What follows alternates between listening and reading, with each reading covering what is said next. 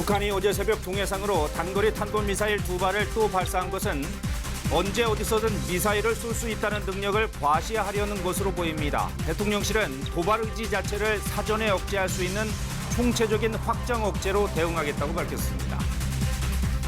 북한의 잇따른 미사일 도발에도 미국 백악관이 외교적 해법 입장을 거듭 강조했습니다. 존 커비 미국 국가안보회의 전략소통조정관은 김정은과 전제 조건 없이 다시 대화에 나설 수 있다고 밝혔습니다. 크림반도와 러시아 본토를 잇는 크림대교가 차량 폭발 17시간 만에 통행이 재개됐습니다. 푸틴 러시아 대통령은 오늘 국가안보회의를 소집했습니다.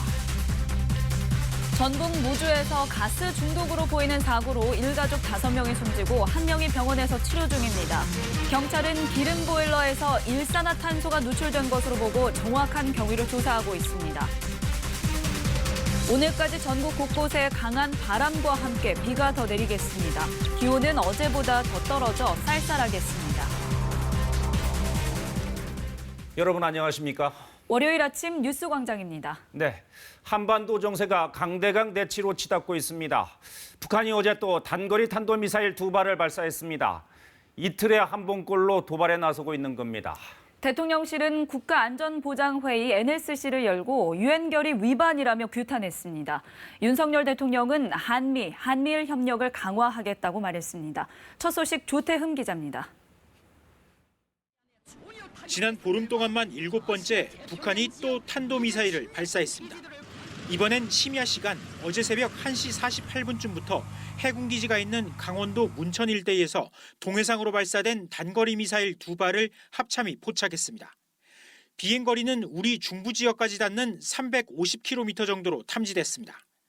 김승겸 합참의장은 라케마라 연합사령관과 북한의 탄도미사일 발사 직후 공조회의를 통해 상황을 긴밀히 공유하였습니다. 김성한 안보실장 주재로 긴급 소집된 국가안전보장회의 NSC는 유엔 안보리 결의 위반이자 긴장 고조 행위라며 강력 규탄했습니다. 특히 지속적인 도발은 고립과 대북 제재를 심화시켜 체제를 오히려 더 불안하게 할 거라고 경고했습니다. 상황을 보고받은 윤석열 대통령은 한미동맹과 한미일 안보 협력을 더 강화하겠다고 밝혔습니다. 특히 한미 확장 억제를 획기적으로 강화해서 핵 보유는 북한 경제와 안보 모두에 도움이 되지 않는다는 사실을 깨닫게 하겠다고 했습니다. 도발 의지 자체를 사전에 억제할 수 있는 종합적인 대응 전략, 즉 총체적인 확장 억제 대응 조치로 이뤄져야 한다는 압박 수위를 높이는 동시에 북한이 비핵화로 전환하면 바로 경제적 지원에 나서겠다는 담대한 구상도 재차 제안했습니다. 이 구상이 앞당겨 이뤄지길 희망한다며 북한의 미래는 북한 선택에 달려있다고 했습니다. 대통령실 고위 관계자는 이달 중순 중국 공산당 당대회 뒤 북한 핵실험 가능성이 나오는 만큼 지금이 변곡점으로 판단된다고 의미를 설명했습니다. KBS 뉴스 조태흠입니다. 들으신 것처럼 북한의 이번 무력 시위는 새벽 2시쯤이었습니다. 우리 군의 대비 태세가 취약할 수 있는 심야 시간대입니다. 이제는 발사 시간과 장소를 바꿔가면서 미사일을 쏘고 있습니다. 그 의도가 뭔지 이수민 기자가 보도합니다. 북한은 올해 들어 어제까지 포함해 탄도미사일 23차례, 순항미사일 2차례 등 모두 25번 미사일을 발사했습니다. 이 가운데 15번을 오전에 발사했고 오후와 저녁 시간대 발사는 각각 4번씩이었습니다. 새벽 발사는 8월 17일 순항미사일이 유일했는데 어제 다시 이례적으로 새벽을 선택했습니다. 기동성 있는 이동식 발사대를 이용해 발사 장소도 계속 바꾸면서 언제 어디서든 미사일을 쏠 수 있다는 실전 능력을 과시하려는 것으로 보입니다. 또 취약 시간대인 새벽을 골라 한미 군 당국의 추적 감시 체계를 시험하려는 목적도 엿보입니다. 최근 우리 군이 현무투 발사에 실패한 심야를 선택한 건 남한보다 미사일 운용 능력이 우월하다는 걸 주장하려는 목적으로도 해석됩니다. 최근 북한은 비행거리 300에서 800km대의 단거리 탄도미사일을 집중 발사하면서 지난 4일엔 중거리 탄도미사일을 최대 사거리에 가까운 4,500km까지 날려보냈습니다. 한국과 일본, 여기에 주둔한 미군 기지, 항모 훈련 해역, 심지어 미국령 괌까지 사정권 안에 두고 타격할 수 있음을 과시한 겁니다. 북한은 이 과정에서 자신들의 발사 목적이 미국 핵추진 항공모함의 한반도 해역 진입과 한미 연합훈련에 대한 반발임을 공개적으로 드러냈습니다. 항공모함, 미국 전략자산에 대해서 두려움보다는 즉각적 대응 능력을 갖고 있다는 걸 시위한 쪽으로 더 무게를 뒀다. 이렇게 볼 수 있을 것 같아요. 미국의 위협에 맞서 자위권적 조치로 미사일을 발사한다고 강변한 북한. 오늘 최대 정치 행사인 노동당 창건 77주년을 맞습니다. KBS 뉴스 이수민입니다. 이 같은 북한의 이딴 미사일 발사에 대해 미국 정부는 확실한 방어를 갖춰야 한다면서도 외교적 해결의 필요성을 재차 강조했습니다. 김정은 위원장과 다시 전제 조건 없이 대화할 수 있다고도 밝혔습니다. 워싱턴에서 이정민 특파원이 보도합니다. 거듭되는 북한의 미사일 발사에 대해 존 커비 백악관 국가안보회의 전략소통조정관은 미국 ABC 방송과의 인터뷰에서 북한이 탄도미사일 프로그램 향상에 노력하고 있고 핵무기에 대한 야망도 버리지 않고 있다고 말했습니다. 북한의 미사일 발사에 대한 대책으로 한미일 3국이 협력을 위해 노력하고 있고 안보 이익을 방어할 능력을 확실히 갖출 거라고도 밝혔습니다. 그러면서도 핵심적인 건 그런 상황까지 갈 이유가 없다는 거라면서 북한 김정은 위원장과 다시 전제 조건 없이 대화할 수 있고 외교적 해법을 찾기 위해 노력할 거라고 말했습니다. 북한의 거듭된 미사일 발사에도 대화의 필요성을 재차 강조한 겁니다. 앞서 미국 국무부와 인도태평양 사령부도 북한의 발사가 이웃 국가와 국제사회에 위협을 준다며 규탄의 뜻을 밝히면서도 미국과 동맹의 즉각적 위협은 아직 아니다. 북한에 대한 외교적 접근을 계속할 의지가 있다고 거듭 밝혔습니다. 미국은 항공모함 로널드 레이건호를 한반도 인근으로 보내는 한편 한미일 군사훈련도 적극 진행했습니다. 그럼에도 외교적 메시지를 잇따라 강조하고 있는 건 북한의 더 이상의 도발을 저지하고 상황을 관리하려는 의도로 풀이됩니다. 우크라이나 전쟁이 계속되고 있고 중국과의 긴장도 이어지고 있는 상황에서 북한의 추가 도발이나 중국, 러시아와의 더 이상의 밀착은 최대한 막겠다는 겁니다. 미국은 북한이 오늘 노동당 창건일을 맞아 추가 도발을 할지 여부에도 촉각을 곤두세우고 있습니다. 워싱턴에서 KBS 뉴스 이정민입니다. 네, 휴대전화나 컴퓨터에 저장된 내용을 분석하는 걸 디지털 포렌식이라고 하죠. 검경 수사기관은 영장이 있어야 포렌식을 할 수 있지만 감사원은 이마저도 필요 없습니다. 그래서 이걸 함부로 할 수 없도록 내부 규정이 있었는데 최근 이 내부 규정마저 완화한 것으로 확인됐습니다. 남용 우려가 제기됩니다. 조지영 기자가 취재했습니다.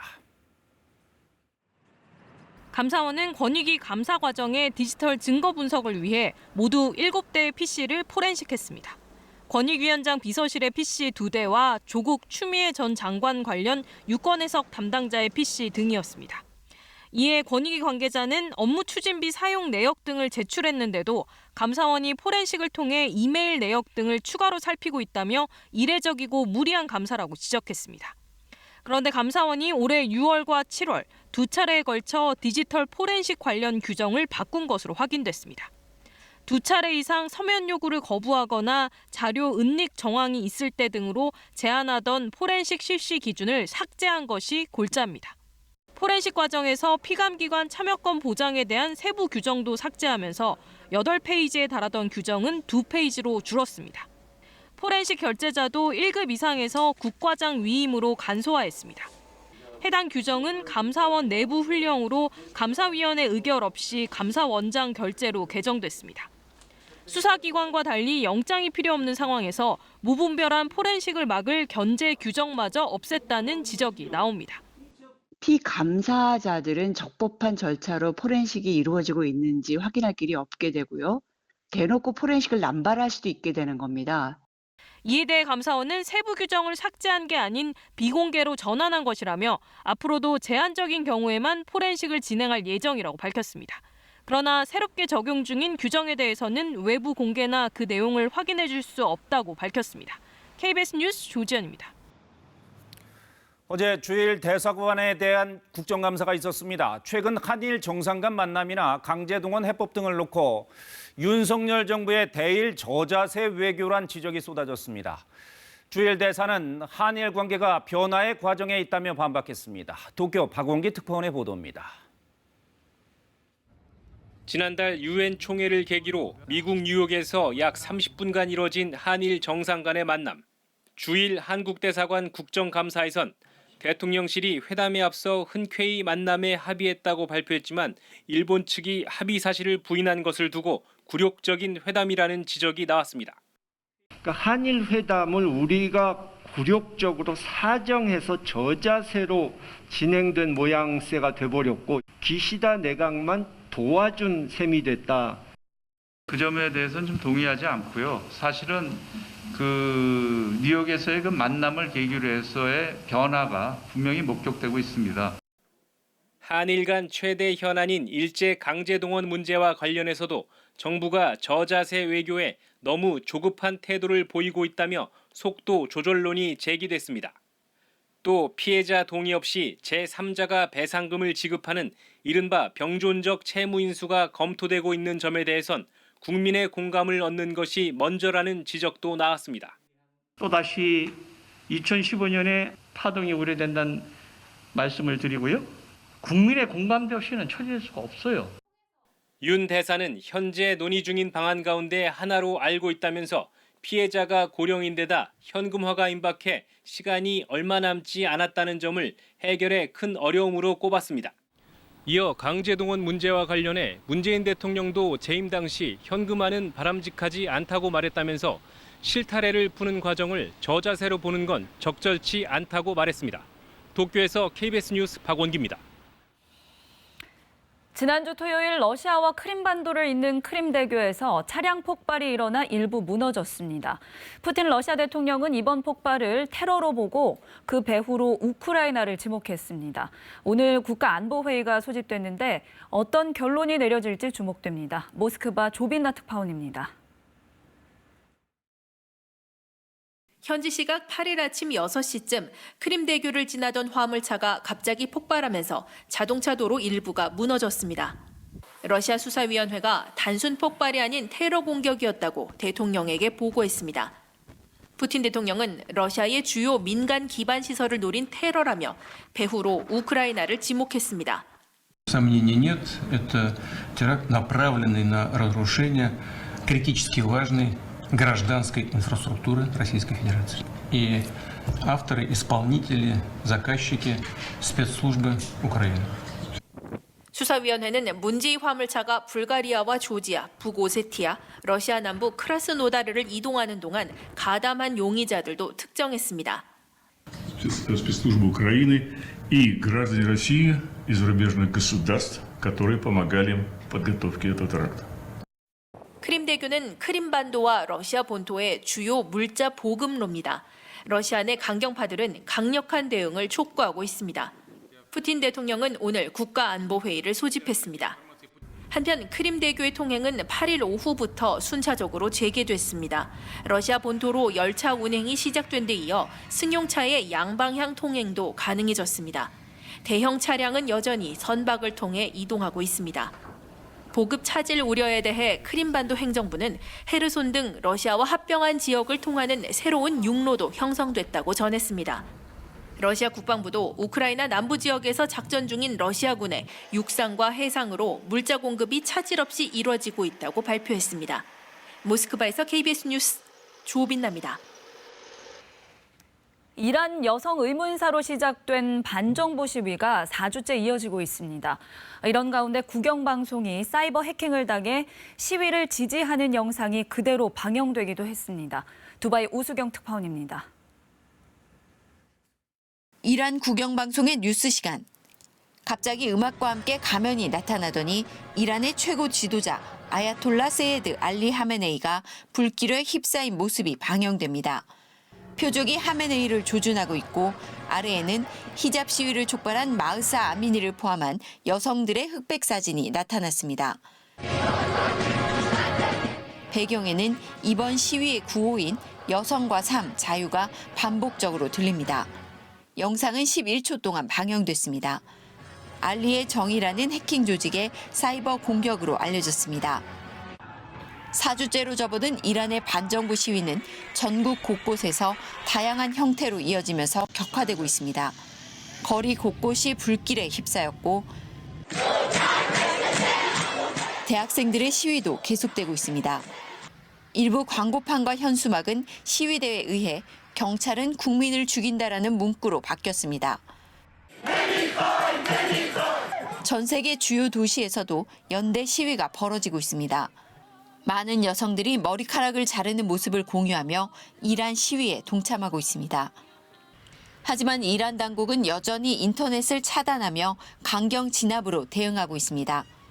한 인권단체는 최소 133명이 목숨을 잃은 것으로 집계했습니다. 두바이에서 KBS 뉴스 우수경입니다. 전북 무주에선 어머니 생신을 맞아 모였던 일가족 5명이 숨지는 안타까운 일이 벌어졌습니다. 기름 보일러에서 새어나온 가스에 중독된 것으로 보이는데 경찰은 주변인과 가족 등을 상대로 정확한 사고 원인을 조사하고 있습니다. 서윤덕 기자가 취재했습니다. 전북 무주의 한 주택입니다.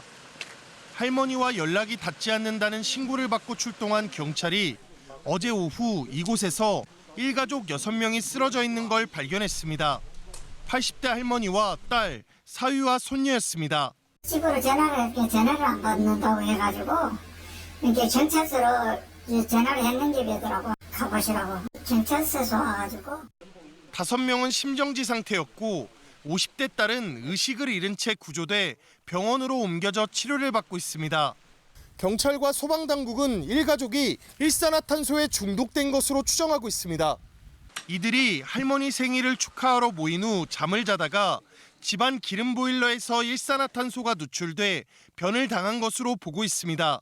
보일러하고 연통 사이가 잘 결착되지 않고 헐거워진 상태라 그쪽으로 불안전 연소되면서 가스가 그쪽으로 누출돼서 경찰은 보일러 연통 막힘이나 고장 등 정확한 사고 경위를 조사하고 있습니다.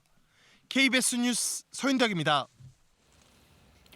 어젯밤 10시 15분쯤 경기도 오산시 갈곶동의 한 도로에서 25인승 통근버스가 전봇대를 들이받았습니다.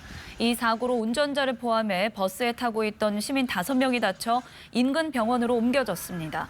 경찰은 음주 운전으로 인한 사고는 아닌 것으로 보고 정확한 사고 원인을 조사하고 있습니다. 네, 최근 부동산 경기가 바짝 얼어붙었습니다. 경매 시장도 마찬가지입니다. 시세보다 싼 값의 물건이 나와도 찾는 사람이 없습니다. 서울의 경매 낙찰률은 역대 최저를 기록했습니다. 박민경 기자입니다. 서울 노원구 상계동의 아파트입니다. 강북권의 대표 재건축 단지로 꼽히지만 이 단지의 경매 물건은 낙찰될 때까지 1년 넘게 걸렸습니다. 감정가는 8억 원 안팎. 3차례 유찰된 끝에 6억 원대의 새 주인을 찾았습니다. 2년 전에 이 가격이었어. 경매 아니면 또 이런 가격 팔 사람이 없어. 남는 것도 없는데 누가. 서울 강남구, 송파구, 강동구 아파트도 유찰된 뒤에야 감정가보다 낮게 낙찰됐습니다. 채무관계 등을 풀어야 하는 대신 시세보다 낮은 가격에 집을 마련할 수 있어 인기를 끌었던 경매 시장에도 최근 찬바람이 불고 있습니다. 서울의 낙찰률은 22% 정도로 10채 가운데 8채가 주인을 찾지 못했습니다. 역대 최저치로 지난해와 비교하면 절반 가까이 떨어진 겁니다. 이러다 보니 낙찰가율도 낮아지고 있습니다. 올해 들어 서울 낙찰가율은 6월까지 100%를 웃돌았습니다. 감정가보다 높게 낙찰됐다는 뜻으로 과열 조짐까지 보인 건데 7월부터 한풀 꺾였고 최근 들어선 낙폭을 키우며 지난달에는 90%에도 미치지 못했습니다. 경기와 인천 낙찰가율은 80% 안팎까지 떨어졌습니다. 아파트 가격이 계속 하락 추세로 갈 것이다라는 그런 전망이 좀 짙다. 올해 하반기나 내년 상반기쯤은 이 이자 부담을 이기지 못한 물건들이 경매 시장으로 유입되면서 아파트 경매 건수가 다소 늘어나지 않을까라고 생각이 됩니다. 전문가들은 대출 규제나 금리 인상 기조가 유지되는 한 경매 시장도 살아나기는 어려울 것으로 전망했습니다. KBS 뉴스 박민경입니다. 네, 우리가 미래 산업을 얘기할 때 빠지지 않고 등장하는 게 있습니다. 바로 로봇입니다. 하지만 우리 로봇 산업은 아직 세계 수준에 비해 경쟁력이 떨어지는 게 현실인데요. 그 사이 중국산까지 밀려들고 있습니다. 국내 로봇 산업을 키우기 위해 필요한 게 뭔지 박찬 기자가 알아봤습니다. 로봇팔이 화로에 뚝배기를 놓습니다. 조리가 끝나자 뚝배기를 다시 식판에 올립니다. 이 음식점엔 모두 4대의 국산 로봇팔이 일하고 있습니다. 직원들의 업무를 줄여주지만 비싼 가격이 부담입니다. 지금 정도의 가격에서는 일반 식당에서 쓰기는 좀 무리가 있는 것 같고요. 가격은 아마 조금만 더 내려가면은 충분히 일반적인 업장에서 쓸 수 있는. 국내산 서비스 로봇의 가격은 중국산보다 60% 이상 비쌉니다. 국내 로봇 생산 기업의 98%가 중소기업이고 이 가운데 70%가 매출액이 10억 원도 안 되는 곳입니다. 매출이 낮은 만큼 투자 유치가 어렵다 보니 개발 단가가 높아지면서 가격 경쟁력이 떨어집니다. 그 사이 중국산 저가 수입 제품이 확산하고 있습니다. 이 때문에 국내 서빙 로봇의 70%가 중국산입니다. 까다로운 각종 규제도 로봇 시장의 활성화를 막는 문제로 지적되고 있습니다. 한 번에 큰 영역을 단시간 내에 커버해야지 일반인들이 서비스로서의 가치를 느낄 거거든요. 중소기업이 시작하기에는 어떤 자금적으로나 어떤 규모 면에서 그런 한계는 분명히 있습니다. 대기업들이 하나둘 로봇 산업에 뛰어들고 있지만 아직 시장은 활력을 찾지 못하고 있습니다. 중소기업이 새로운 시장을 만들고 대기업이 그 뒤를 받치는 형태로 진행이 되는 것이 오히려 적합하다고 생각됩니다. 국내 서비스 로봇 시장은 연평균 6%의 성장률을 보이고 있지만 이는 세계 서비스 로봇 시장 성장률의 절반을 조금 넘는 수준입니다. KBS 뉴스 박찬입니다. 최근 심심한 사과라는 말의 뜻을 몰라 논란이 됐었는데 젊은 세대의 문해력이 부족하다는 비판으로 이어졌습니다. 실제 학생들의 문해력 수준이 100점 만점에 60, 70점 정도 평가된다는 조사도 있었는데요. 하루가 다르게 생겨나는 신조어나 축약어의 그 원인을 찾기도 합니다. 시대와 사회에 따라 계속 변해가는 언어, 우리가 모색해야 할 지혜로운 언어 소통법은 무엇인지 이예린 기자가 취재했습니다. 서울의 한 초등학교. 6학년생들에게 심심한 사과, 사흘, 무료하다 등의 뜻을 물었습니다. 나는 사흘간을 4일이라고 생각했다. 한 학급의 절반 정도가 뜻을 정확히 알지 못했습니다. 왜 공자인이라고 썼는지 말해줄 수 있을까요? 무료가 공짜예요. 처음에는 약간 부족한 사과라고 생각을 했는데 심심하다가 약간 부족하다라는 뜻으로 알고 있어가지고. 중학생들은 어떨까요?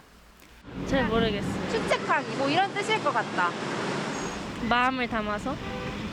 한자어는 다소 헷갈려 했지만 이번 숙제 딱 알잘딱깔센하게 끝내는 거야. 신조어에는 자신감을 보였습니다. 무슨 뜻이에요? 알아서 잘 딱 깔끔하게 쓸 수 있게 문자 할 때는 많이 쓰는 것 같아요. 아이들이 쓰는 이 신조어, 이번엔 어른들에게 물어봤습니다. 표준어 뜻풀이는 막힘이 없는데 신조어 앞에선 역시 답을 제대로 하지 못합니다. 방송을 한번 들은 거 같아요. 근데 뭔지 몰라요. 외국어 같아요. 어떤 뜻일 것 같으세요? 전혀 모르겠어요.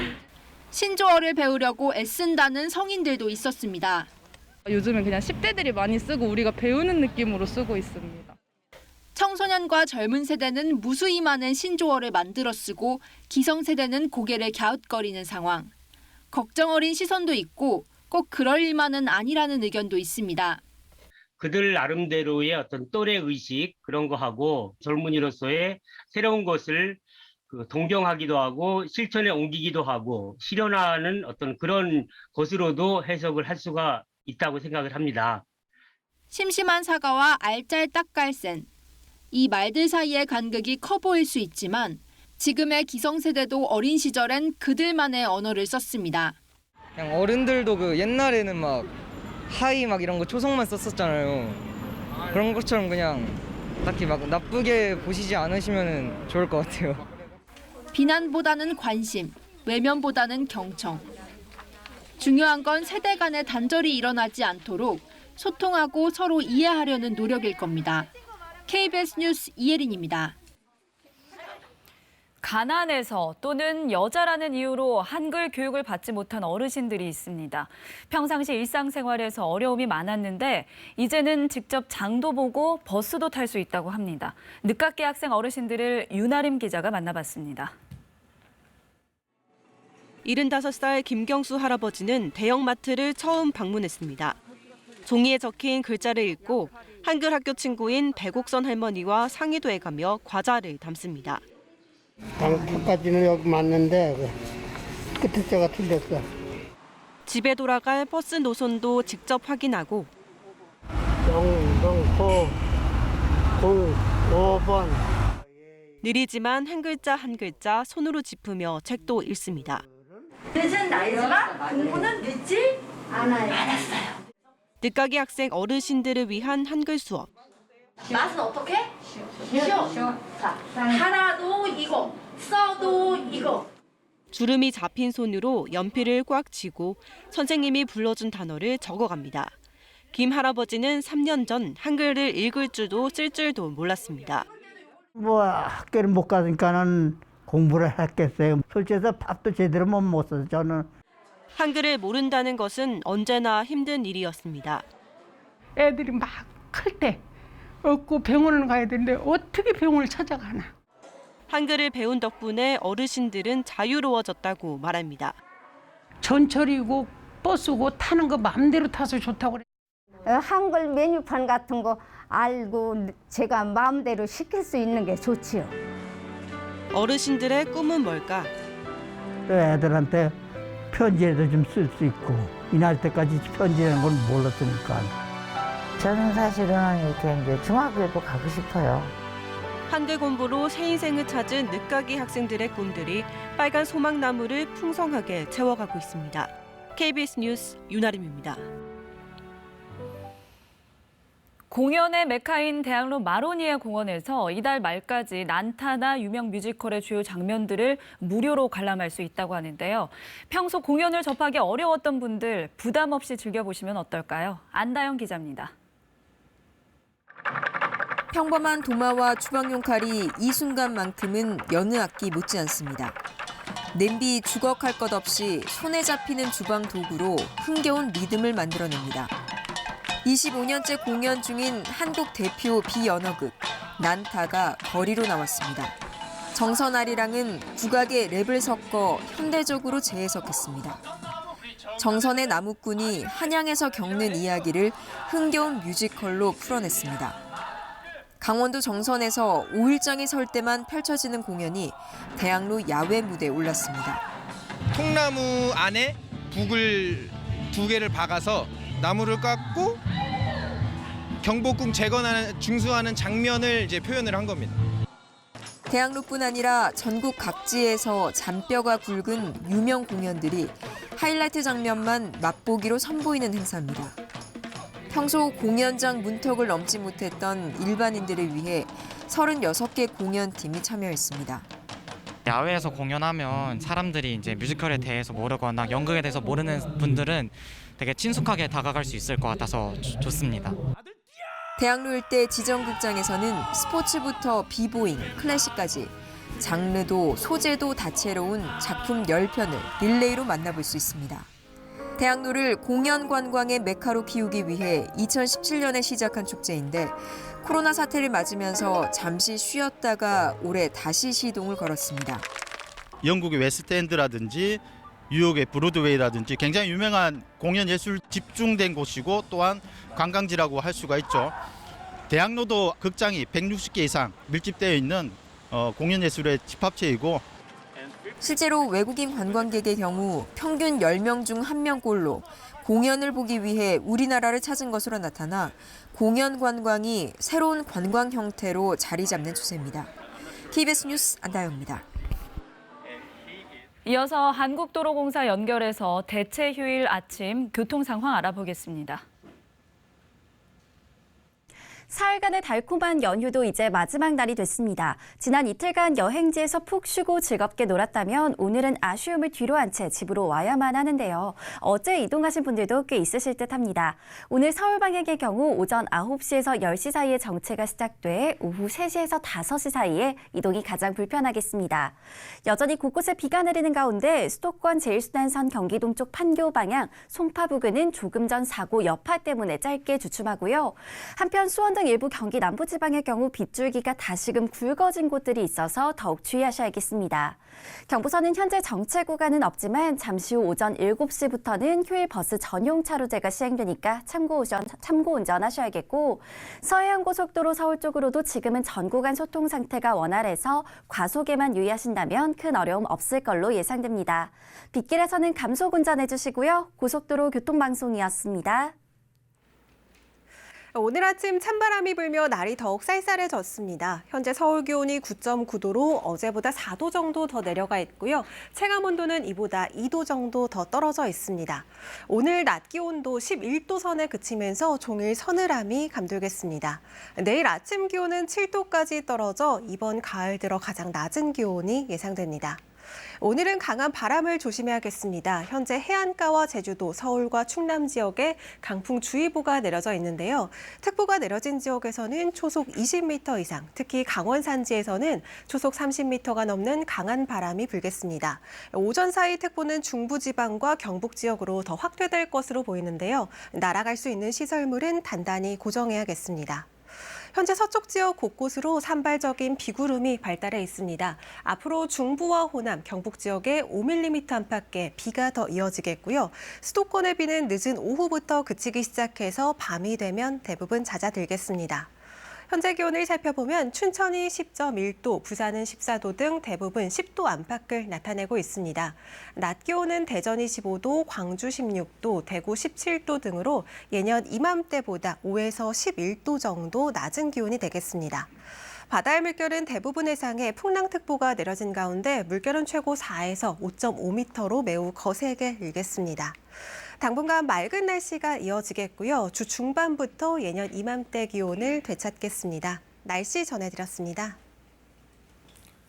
네, 우리 군의 작전 수행 과정에서 군견들도 적이나 폭발물을 탐지하는 등 맹활약을 하고 있습니다. 아주 영리하고 잘 훈련된 견종들입니다.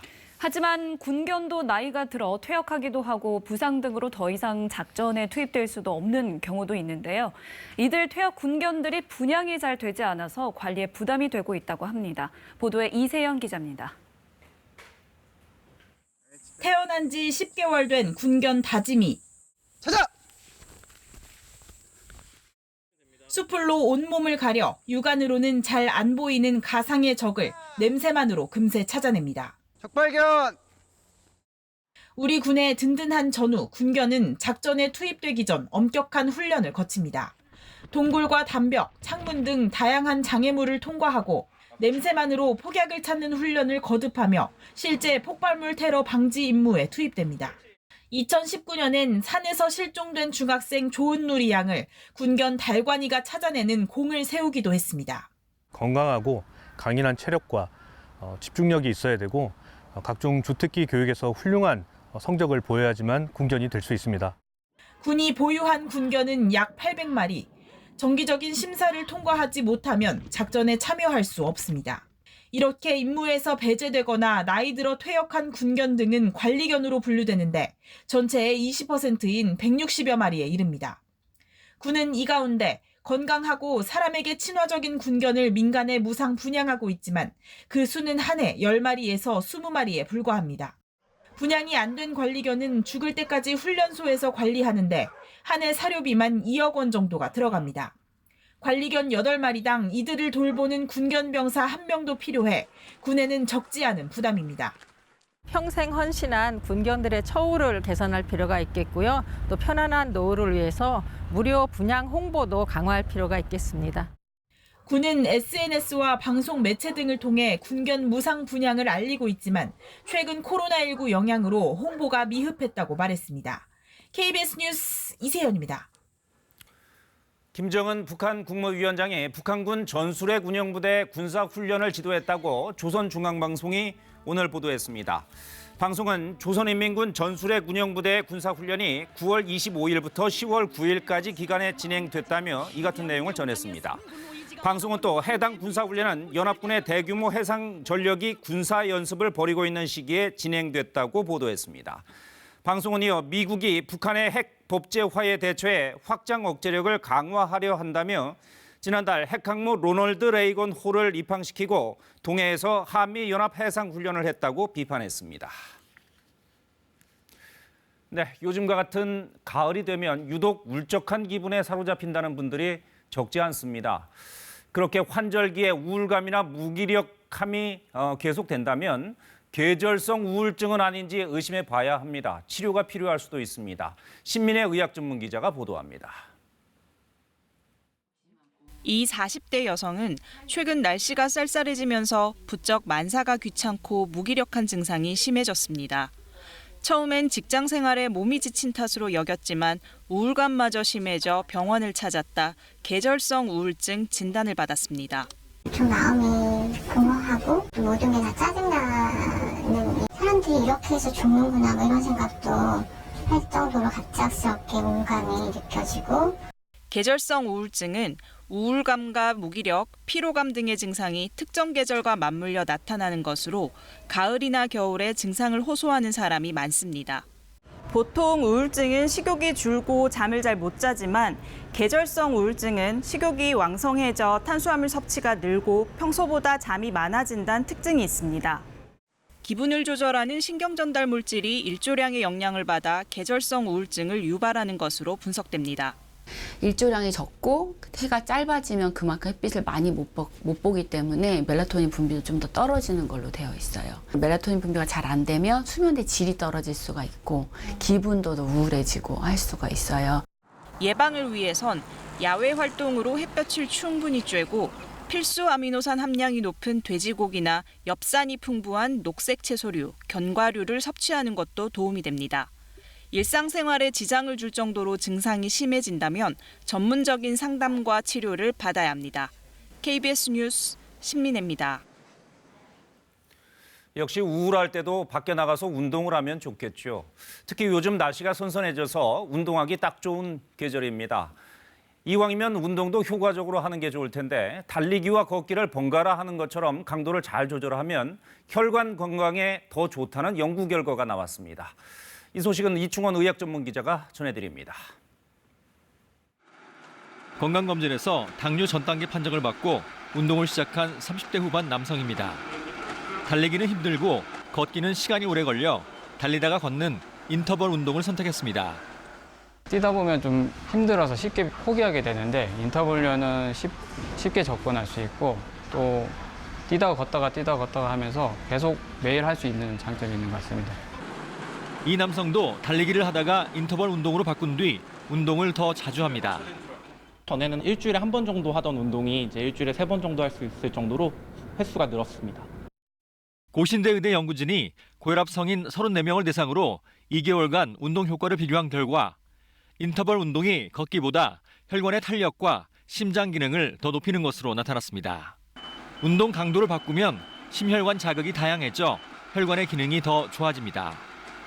운동을 고강도로 하게 되면 그에 대한 혈관 확장 효과도 있고 그에 따라서 혈관 내피세포의 기능도 향상시키는 효과가 있고 휴식을 하면서 그 운동 효과를 더 극대화할 수 있다는 장점이 있습니다.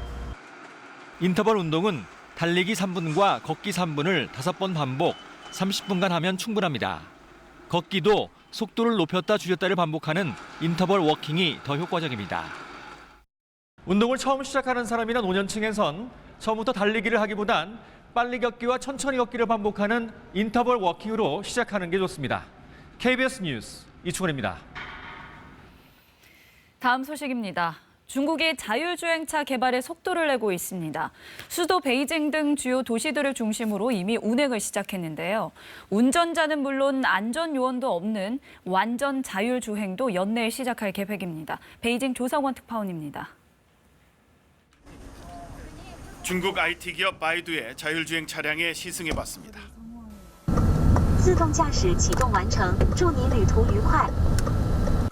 주변 차량과 신호를 감지하고 운전대를 잡지 않아도 부드럽게 회전합니다.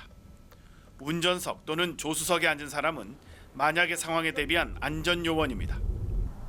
在亦庄这一块，我们投放了300多辆车，每天都这样在运营和测试。到今年的8月份的时候，我们已经有超过100万单次的这种服务量。 바이두는 안전 요원도 없는 완전 자율주행 택시 허가도 받았습니다. 이르면 연내 운행 시작이 가능합니다.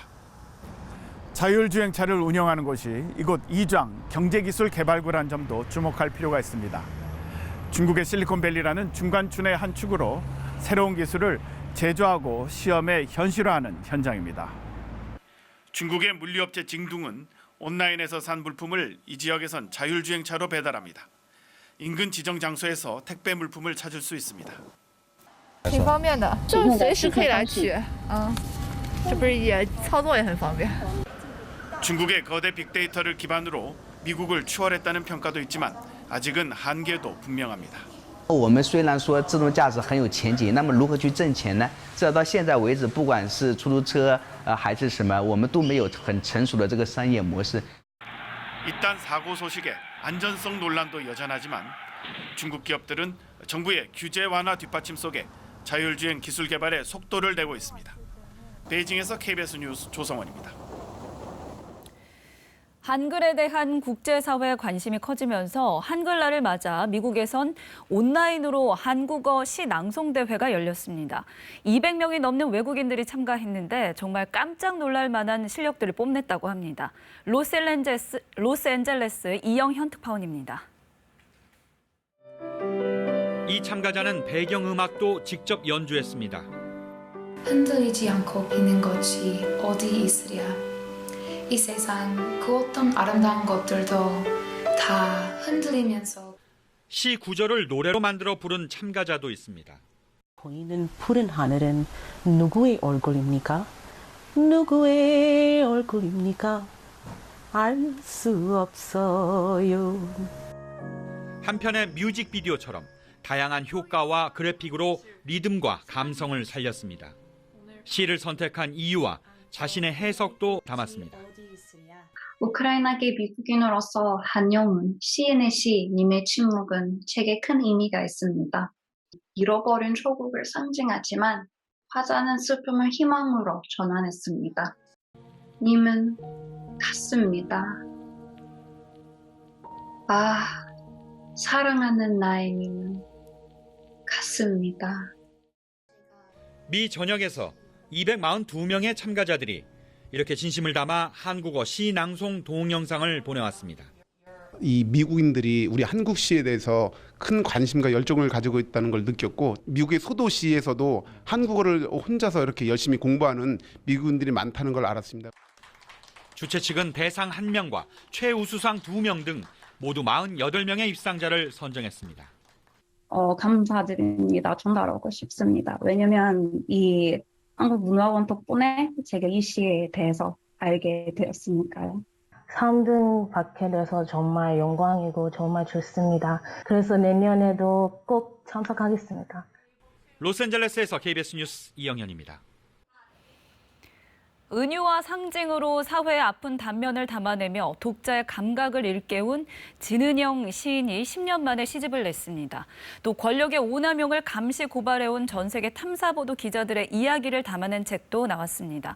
새로 나온 책 김태형 기자가 보도합니다. 엄마, 아빠, 그날 이후에도 더 많이 사랑해줘 고마워. 엄마, 아빠, 아프게 사랑해줘 고마워. 세월호 참사 희생자인 단원고 유예은 양을 생각하며 쓴 시 그날 이후. 나는 세상에서 가장 성실하고 정직한 엄마 아빠로 살려는 두 사람의 아이 예은이야. 누군가의 고통을 구체적으로 생각하는 일이야말로 중요하다고 시인은 말합니다. 다른 가족이지만 똑같이 아이를 잃거나 누군가를 상실한 그런 분들이 이렇게 마음의 다리를 놔주고 싶달까요? 이런 마음으로 여러 편의 그 상실에 대한 시를 쓰게 됐습니다. 진응영 시인이 2012년 이후 10년 만에 낸 4번째 시집 나는 오래된 거리처럼 너를 사랑하고 시대의 아픔과 저항을 그려내며 피어나고 이어지는 사랑 얘기를 전합니다. 정직하게 기록하고 권력자들에게 책임을 묻는다. 진실이 침묵으로 대체될 때 침묵은 거짓말이다. 종군 기자이자 탐사보도 기자인 호주의 존 필저가 성역 없는 취재에 나섰던 전 세계 탐사보도 기자들의 글을 엮어 독자들을 찾아갑니다. 제우스는 어떻게 다른 모든 신위에 군림하며 자신의 지위를 지켜낼 수 있었을까? 신화 연구가 김원익 박사가 신들의 세계를 표현한 갖가지 명화와 함께 그리스 신화의 세계로 안내합니다. 아무리 훌륭한 지도가 있더라도 지도 이면에 숨은 맥락과 관점을 인지하지 못한다면 무용지물이 될 수 있다고 말하는 책 지리학이 중요하다. 사고력과 통찰력을 키울 수 있는 지리적 문해력의 의미를 풀어냅니다. KBS 뉴스 김태영입니다. 네, 생활경제 소식 전해드리겠습니다. 첫 번째 키워드. 자, 이자 무서워서 영끌 급감. 젊은이들이 있는 대로 빚을 내서 일단 집부터 사고 보자는 이른바 영끌. 이젠 옛말이 됐습니다. 올해 서울 아파트를 사들인 2030 세대의 비중이 3년 만에 최저치를 기록했습니다. 올 1월부터 8월까지 2030 세대의 서울 아파트 매입 비중은 약 35%로 집계됐습니다. 지난해 같은 기간 41%를 넘어선 것과 비교하면 1년 새 6%포인트 넘게 떨어진 겁니다. 전국적으로도 마찬가지입니다. 2030이 집을 산 비중이 지난해 31%에서 올해 28%로 하락했습니다. 금리는 오르고 집값은 떨어지는 상황에서 내 돈이 아니라 빚으로 집을 산다는 건 그야말로 섣불지고 불에 뛰어드는 격이죠. 지금은 공격적인 투자보다는 보수적인 접근이 필요한 때입니다. 네, 두 번째 키워드 보시죠. 전세 대출 2억에서 4억 원으로. 자, 요즘 이자 부담에 전세에서 월세로 갈아타는 분들이 적지 않다고 하죠. 이런 고민을 좀 덜 수 있을까요? 전세 대출 한도가 2억 원 더 늘어납니다. 주택금융공사가 내일부터 전세자금 보증 한도를 최대 2억 원에서 4억 원으로 상향합니다. 이번 조치는 그동안의 전세가 상승을 반영한 것으로 보증금이 수도권 기준 7억 원, 지방은 5억 원 이하라면 최대 4억 원까지 전세 대출을 받을 수 있는데요. 다만 무주택자만 이용이 가능합니다. 배우자와의 합산 주택 보유수가 1주택인 경우는 기존과 같이 전세 보증 한도가 2억 원까지입니다. 네, 마지막 키워드. 고추장도 비싸네. 네, 물가 오름세가 2달 연속 둔화됐다고 하는데 소비자들이 느끼는 물가 상황은 다릅니다. 지난달 소비자가 많이 사는 가공식품 10개 중 7개꼴로 값이 올랐습니다. 가장 많이 오른 건 고추장으로 전달보다 11.7% 올랐습니다. 콜라는 9.6%, 참치 통조림과 마요네즈도 5% 이상 오른 것으로 조사됐습니다. 이들 품목은 제조사가 출고가를 올렸거나 유통업체가 기존에 해주던 할인을 더 이상 해주지 않으면서 가격이 상승한 것으로 나타났습니다. 반면 식용유와 소시지 등 이들 물품들은 지난달보다 가격이 내려갔습니다. 소비자 물가는 최근 2달 연속 상승률이 둔화됐지만 서비스 물가 등의 오름세가 계속되고 있어서 당분간 고물가 상황이 지속될 것으로 보입니다. 지금까지 생활경제였습니다.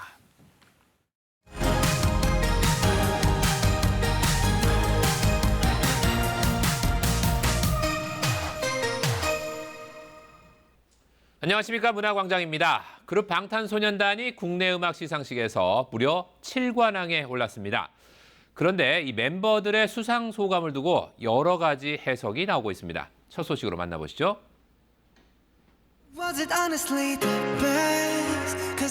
지난 토요일 열린 더 팩트 뮤직 어워즈에서 방탄소년단은 대상을 포함해 모두 7개의 트로피를 품에 안았습니다. 시상식에 참석한 멤버들은 한 명씩 수상 소감과 감사 인사를 전했는데요. 그중에 리더 RMC의 소감이 유독 의미심장하다는 반응입니다.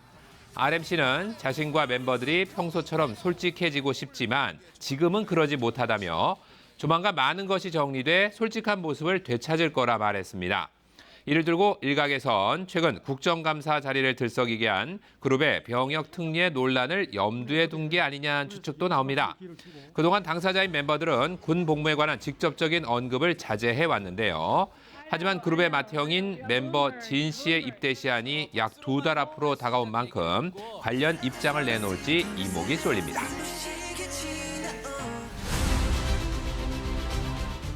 제27회 부산국제영화제가 반환점을 돌았습니다. 영화제는 지난 5일 개막해 오늘로 6일차를 맞이하는데요. 아직 코로나19 이전보다 관객 수가 적은 편이지만 3년 만에 정상 개최로 비교적 성공적인 행사라는 평가입니다. 여기엔 아무래도 국내외 스타들의 방문이 주요했습니다. 개막식을 장식한 홍콩 배우 양조위를 시작으로 OTT 플랫폼의 작품을 9편이나 선보이는 전략도 예년보다 다양한 배우들이 부산을 찾는 계기가 됐습니다. 남은 기간에는 배우 하정우, 이영애 씨 등이 관객과 만나고 지난달 타계한 프랑스 영화감독 장 리크 고다르를 추모하는 행사도 예정돼 있는데요. 이번 부산국제영화제는 오는 14일 오후 폐막식을 끝으로 올해 일정을 마칩니다. KBS 2텔레비전 새 1일 드라마 태풍의 신부가 오늘 첫 방송됩니다. 어떤 이야기가 펼쳐질지 미리 만나보시죠. 하겠어요? 아니 죽은 쌍둥이 하나 대신 할머니가 남의 새끼 끼워넣었다는 거요. 예고편만 봐도 흥미진진한 전개가 기대되는 드라마 태풍의 신부. 월요일부터 금요일까지 오후 7시 50분에 방송될 이 드라마는 총 100부작에 걸쳐 안방 시청자와 만나게 되는데요. 작품은 주인공이 한때 아버지로 여겼던 사람이 사실은 자신의 인생을 송두리째 앗아간 장본인이란 걸 알게 되며 벌어지는 얘기입니다. 극중 착한 심성에도 불구하고 복수를 결심하는 여주인공 역은 배우 박하나 씨가 맡았고요. 그를 눈엣 가시로 여기는 경쟁자 역엔 배우 오승아 씨가 캐스팅됐습니다. 이 밖에도 드라마엔 손창민, 강지섭, 김용옥 씨 등 연기파 배우들이 합류해 활력과 재미를 더할 예정입니다. 지금까지 문화광장이었습니다. 네, 톡톡 지구촌입니다. 히잡 의무인사 사건에서 시작된 이란 반정부 시위가 4주째 이어지는 가운데 시위 지지 메시지로 추정되는 예술 퍼포먼스가 이란의 수도 테헤란 분수대 곳곳에서 포착됐습니다. 공원 중심부를 장식한 분수대 연못물이 순식간에 선명한 붉은색으로 물듭니다. 기현상이 포착된 이곳 이란의 수도 테헤란입니다. 외신에 따르면 현지 시간 7일부터 소셜미디어를 통해 테헤란 도심의 몇몇 분수대가 붉게 변한 모습이 확산됐는데요. 일각에서는 이를 두고 히잡 의문사 사건으로 촉발된 반정부 시위를 지지하는 이란 예술가들의 퍼포먼스라고 해석하며 붉은색은 여성의 권리를 지키기 위해 흘린 피를 상징한다고 전했습니다. 그러나 이란 당국은 테헤란 도심의 분수대물이 특정 색으로 변한 적은 없다며 소셜미디어 상의 사진들은 완전한 거짓이라고 일축했습니다. 남태평양에 있는 칠레령 이스터 섬에서 지난 3일 산불이 일어났는데요. 이로 인해 섬의 명물인 모아이 거석상 일부가 회복하기 힘든 수준의 영구적 손상을 입은 것으로 알려졌습니다. 칠레 당국에 따르면 이날 발생한 화재는 섬 100만 제곱미터를 휩쓸었는데요. 특히 유네스코 세계문화유산인 라파누이 국립공원이 큰 피해를 보면서 공원 내에 모여있는 모아이 석상 여러 개가 화염과 연기로 검게 글리는 등 크게 훼손된 것으로 파악됐습니다. 현지 당국은 이번 산불이 방화로 시작된 것으로 보고 정확한 원인과 피해 규모를 조사 중인데요. 이어 수백만 달러를 들인다고 해도 화재로 인해 모아이 석상에 남은 균열과 흔적은 복구될 수 없다며 안타까움을 드러냈습니다. 11.15캐럿짜리 희귀 핑크색 다이아몬드가 최근 홍콩 소더비 경매에서 4,990만 달러, 우리 돈으로 약 711억 원에 최종 낙찰돼 캐럿당 역대 최고가를 경신했습니다. 윌리엄 핑크스타라고 불리는 이 다이아몬드는 당초 예상 낙찰가가 우리 돈으로 약 299억 원 정도였는데요. 다만 자연적으로 발생한 유색 다이아몬드 가운데 핑크색으로 분류되는 것은 극소수인데다 크기가 10캐럿 이상인 것은 더 희귀하기 때문에 기존 예상가보다 2배 이상 높은 가격에 낙찰됐다고 전문가들은 분석했습니다.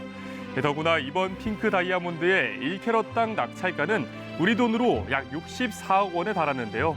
이는 역대 다이아몬드 경매 사상 가장 높은 가격이라고 합니다.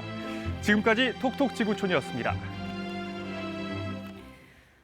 스포츠 브리핑입니다.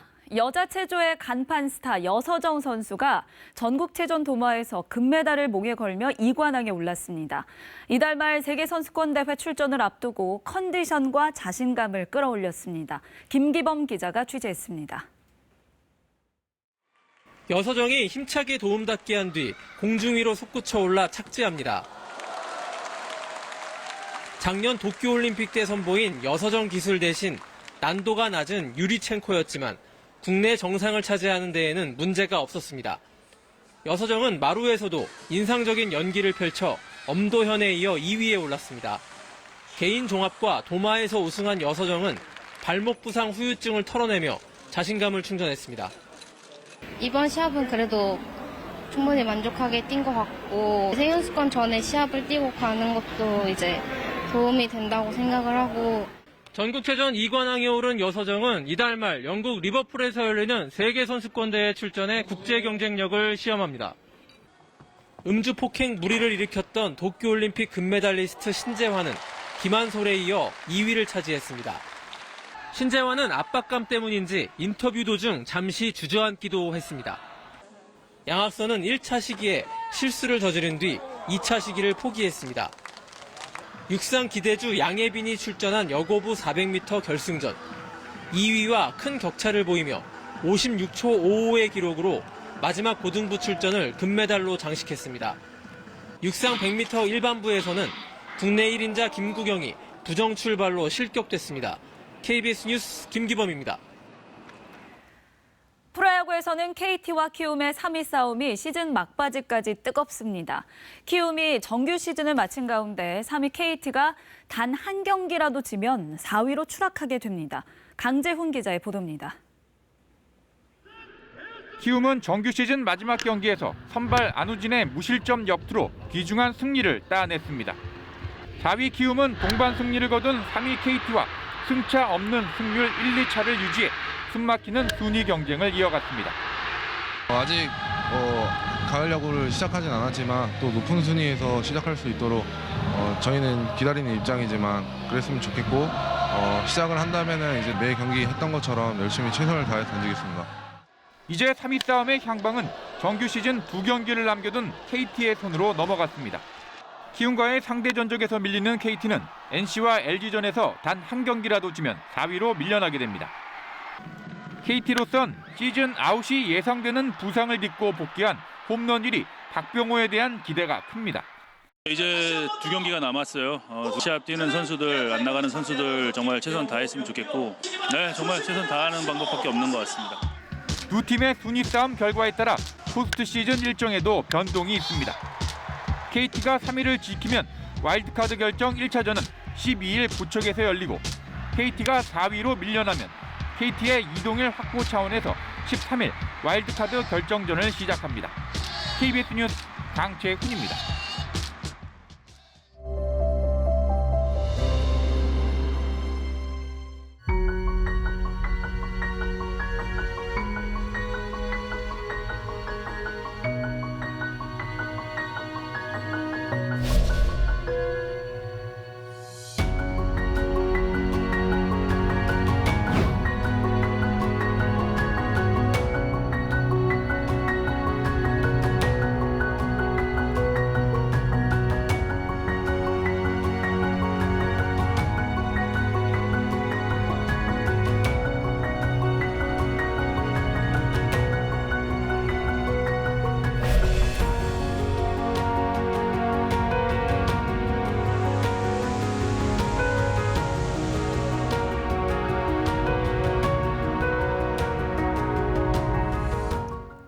비가 내리고 바깥 공기는 한층 더 차가워졌습니다. 현재 서울 기온이 9.5도로 어제보다 4도 정도 더 내려가 있고요. 낮 기온도 11도 선에 그치며 종일 서늘함이 감돌겠습니다. 내일은 아침 기온이 7도까지 내려가 이번 가을 들어 가장 낮은 기온이 되겠습니다. 오늘은 강한 바람을 조심해야겠습니다. 현재 해안가와 서울, 충남 지역에 강풍주의보가 내려져 있는데요. 오전 사이 특보는 더 확대될 것으로 보입니다. 현재 서쪽 지역 곳곳으로 산발적인 비구름이 나타나고 있습니다. 앞으로 5mm 정도의 비가 더 내리겠고 밤이 되면 대부분 그치겠습니다. 현재 기온은 춘천이 10.1도 등 대부분 10도 안팎을 나타내고 있습니다. 낮 기온은 대전이 15도 등 15도 안팎으로 종일 서늘하겠습니다. 날씨 전해드렸습니다. 최근 잇단 미사일 도발과 관련해 김정은 국무위원장이 전술핵 운영 부대의 군사훈련을 지도했다고 북한 조선중앙방송이 보도했습니다. 또 김 위원장은 적들과 대화할 필요성을 느끼지 않는다고 말했다고 전했습니다. 북한이 어제 새벽 동해상으로 단거리 탄도미사일 2발을 또 발사한 건 언제 어디서든 미사일을 쏠 수 있다는 능력을 과시하려는 것으로 보입니다. 대통령실은 도발 의지 자체를 사전에 억제할 수 있는 총체적인 확장 억제로 대응하겠다고 밝혔습니다. 푸틴 러시아 대통령이 크림대교 폭발은 러시아의 주요 민간 기반 시설을 노린 테러라며 우크라이나를 배후로 지목했습니다. 크림대교 통행이 재개된 가운데 푸틴 대통령은 오늘 국가안보회의를 소집했습니다. 전북 무주에서 가스 중독으로 보이는 사고로 일가족 5명이 숨지고 1명이 병원에서 치료 중입니다. 경찰은 기름 보일러에서 일산화탄소가 누출된 것으로 보고 정확한 경위를 조사하고 있습니다. 최근 북한의 미사일 도발이 잇따르면서 한반도 정세가 강대강 대치로 치닫고 있습니다. 이런 가운데 북한 김정은 국무위원장이 전술핵 운영부대의 군사훈련을 지도했다고 북한 관영 매체가 보도했습니다. 오늘은 북한의 최대 정치 행사인 노동당 창건 기념일인데요. 추가 도발에 대한 우려도 커지고 있습니다. 취재기자 연결합니다. 김수연 기자, 자세한 소식 전해주시죠. 네, 조선중앙방송은 오늘 조선인민군 전술핵 운영부대들의 군사훈련이 9월 25일부터 10월 9일까지 기간에 진행됐다고 보도했습니다. 북한은 지난달 25일 평안북도 태천에서 동해상으로 단거리 탄도미사일을 쏜 데 이어 어제까지 다양한 사거리의 탄도미사일을 북한 내 여러 장소에서 쏘아 올렸습니다. 이 미사일 도발들이 핵무기 운용 훈련의 일환이라고 공개한 겁니다. 방송은 훈련들이 나라의 전쟁 억제력과 핵반격 능력을 검증 판정하며 적들에게 엄중한 경고를 보내기 위한 것이라고 했습니다. 그러면서 해당 군사훈련은 미 해군 항공모함과 이지스 구축함, 핵동력 잠수함을 비롯한 연합군의 대규모 해상 전력이 조선반도 수역에서 위험한 군사연습을 벌이고 있는 시기에 진행됐다고 밝혔습니다. 또 미국이 북한의 핵 법제화에 대처해 확장 억제력을 강화하려 한다며 지난달 핵항모 로널드 레이건호를 입항시키고 동해에서 한미 연합 해상 훈련을 했으며 일본과는 대잠수함전 훈련까지 강행했다고 조목조목 열거했습니다. 미사일 발사 등의 도발이 자위적인 차원에서 진행된 것이란 주장입니다. 방송은 김정은 북한 국무위원장이 군사훈련을 지도했다고 전했습니다. 또 김 위원장이 훈련에서 적들과 대화할 내용도 없고 또 그럴 필요성도 느끼지 않는다고 말했다고 보도했습니다. 김 위원장은 북한 장거리 포병과 공군 비행대의 화력 타격 훈련도 지도했다고 방송은 밝혔습니다. 지금까지 통일외교부에서 전해드렸습니다. 네, 북한은 어제 또 단거리 탄도미사일 2발을 발사했습니다. 요즘 이틀에 한 번꼴로 도발에 나서고 있는 셈입니다. 대통령실은 국가안전보장회의를 열어 북한을 규탄했고 윤석열 대통령은 한미일 안보 협력을 강화하겠다고 말했습니다. 조태음 기자입니다. 지난 보름 동안만 7번째 북한이 또 탄도미사일을 발사했습니다. 이번엔 심야 시간 어제 새벽 1시 48분쯤부터 해군기지가 있는 강원도 문천 일대에서 동해상으로 발사된 단거리 미사일 2발을 합참이 포착했습니다. 비행거리는 우리 중부 지역까지 닿는 350km 정도로 탐지됐습니다. 김승겸 합참의장은 라케마라 연합사령관과 북한의 탄도미사일 발사 직후 공조회의를 통해 상황을 긴밀히 공유하였습니다. 김성한 안보실장 주재로 긴급 소집된 국가안전보장회의 NSC는 유엔 안보리 결의 위반이자 긴장 고조 행위라며 강력 규탄했습니다. 특히 지속적인 도발은 고립과 대북 제재를 심화시켜 체제를 오히려 더 불안하게 할 거라고 경고했습니다. 상황을 보고받은 윤석열 대통령은 한미동맹과 한미일 안보 협력을 더 강화하겠다고 밝혔습니다. 특히 한미 확장 억제를 획기적으로 강화해서 핵 보유는 북한 경제와 안보 모두에 도움이 되지 않는다는 사실을 깨닫게 하겠다고 했습니다. 도발 의지 자체를 사전에 억제할 수 있는 종합적인 대응 전략, 즉 총체적인 확장 억제 대응 조치로 이뤄져야 한다는 압박 수위를 높이는 동시에 북한이 비핵화로 전환하면 바로 경제적 지원에 나서겠다는 담대한 구상도 재차 제안했습니다. 이 구상이 앞당겨 이뤄지길 희망한다며 북한의 미래는 북한 선택에 달려 있다고 했습니다. 대통령실 고위 관계자는 이달 중순 중국 공산당 당대회 뒤 북한 핵실험 가능성이 나오는 만큼 지금이 변곡점으로 판단된다고 의미를 설명했습니다.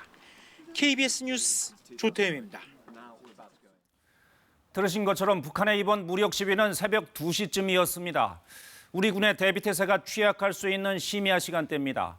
이제는 발사 시간과 장소를 바꿔가면서 미사일을 쏘고 있습니다. 그 의도가 뭔지 이수민 기자가 보도합니다.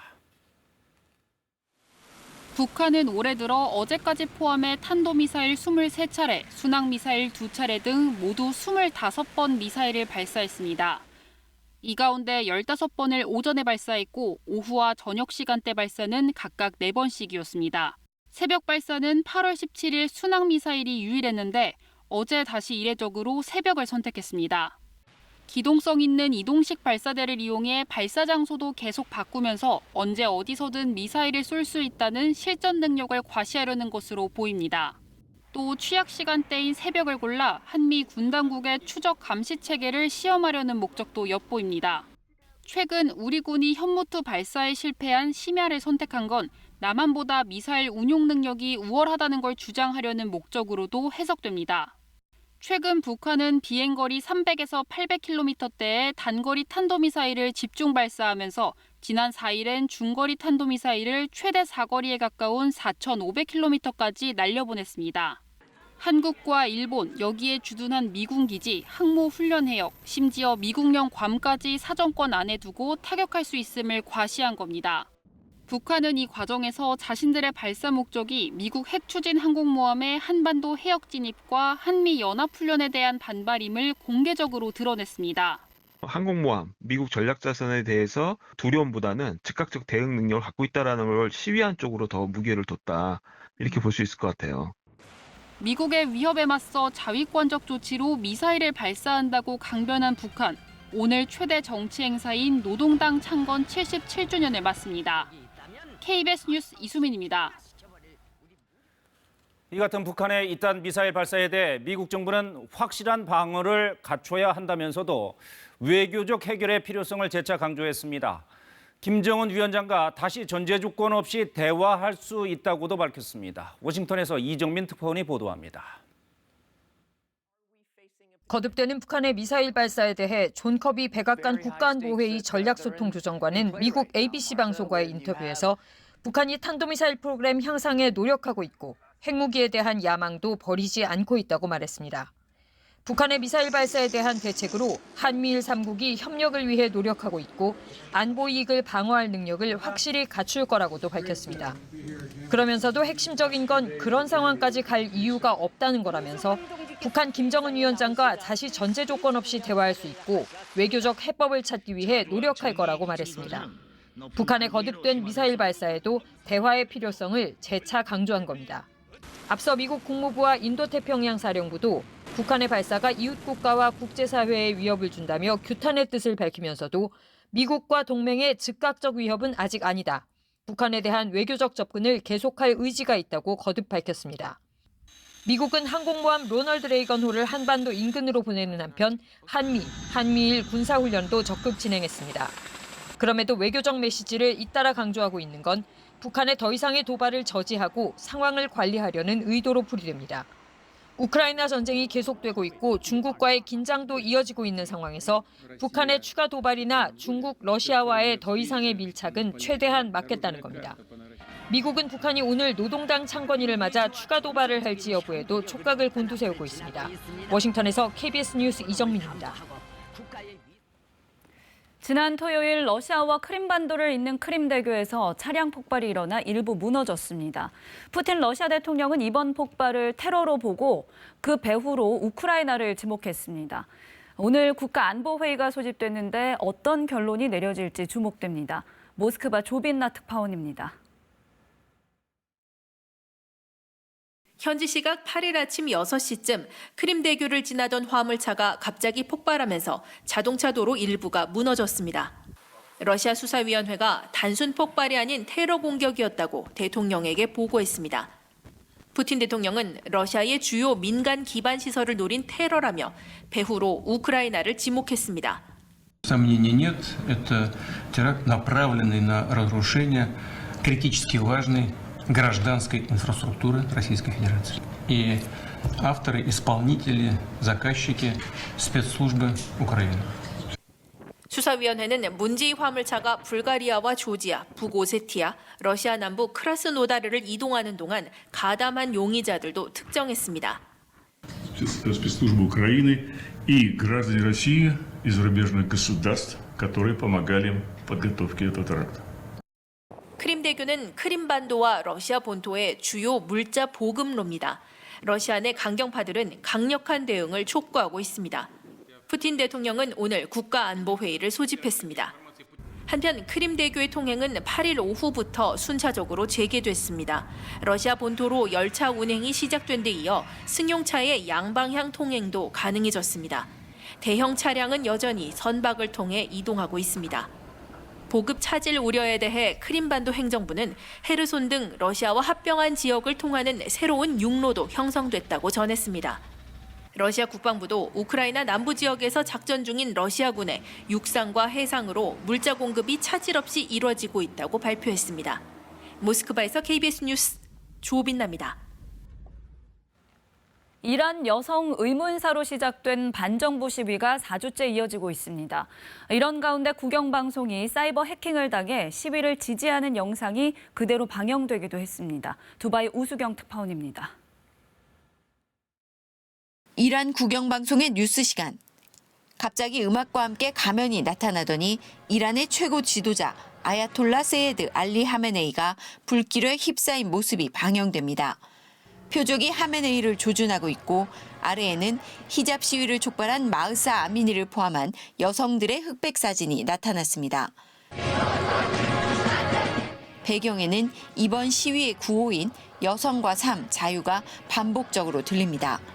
영상은 11초 동안 방영됐습니다. 알리의 정의라는 해킹 조직의 사이버 공격으로 알려졌습니다. 4주째로 접어든 이란의 반정부 시위는 전국 곳곳에서 다양한 형태로 이어지면서 격화되고 있습니다. 거리 곳곳이 불길에 휩싸였고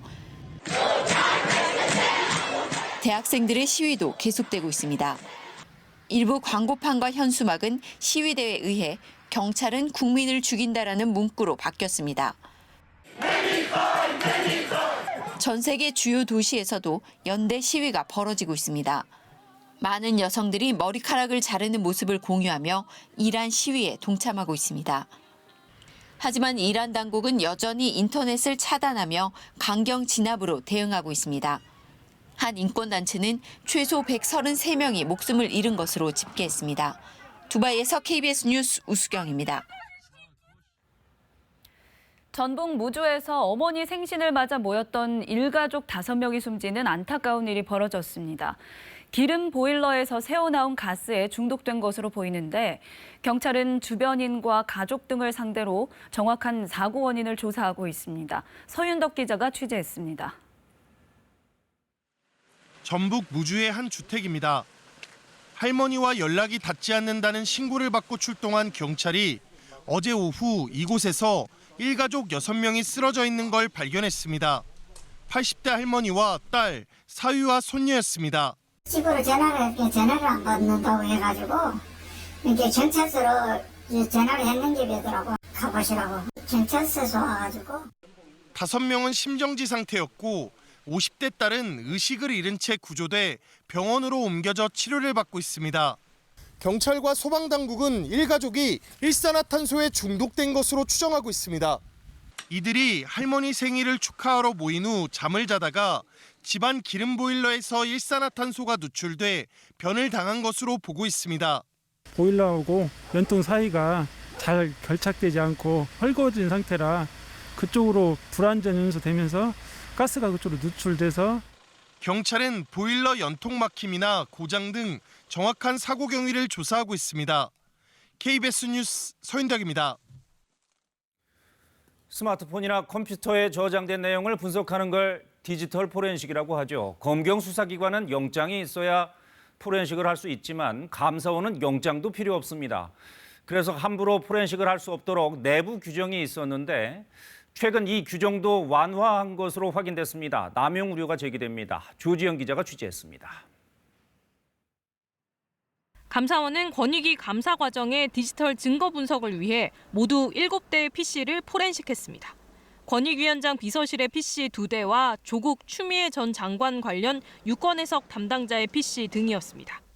이에 권익위 관계자는 업무 추진비 사용 내역 등을 제출했는데도 감사원이 포렌식을 통해 이메일 내역 등을 추가로 살피고 있다며 이례적이고 무리한 감사라고 지적했습니다.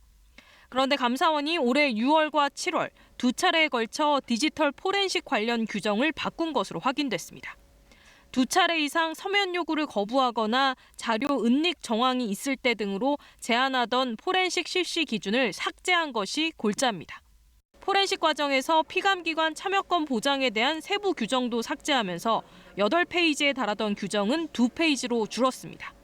포렌식 결재자도 1급 이상에서 국과장 위임으로 간소화했습니다. 해당 규정은 감사원 내부 훈령으로 감사위원회 의결 없이 감사원장 결재로 개정됐습니다.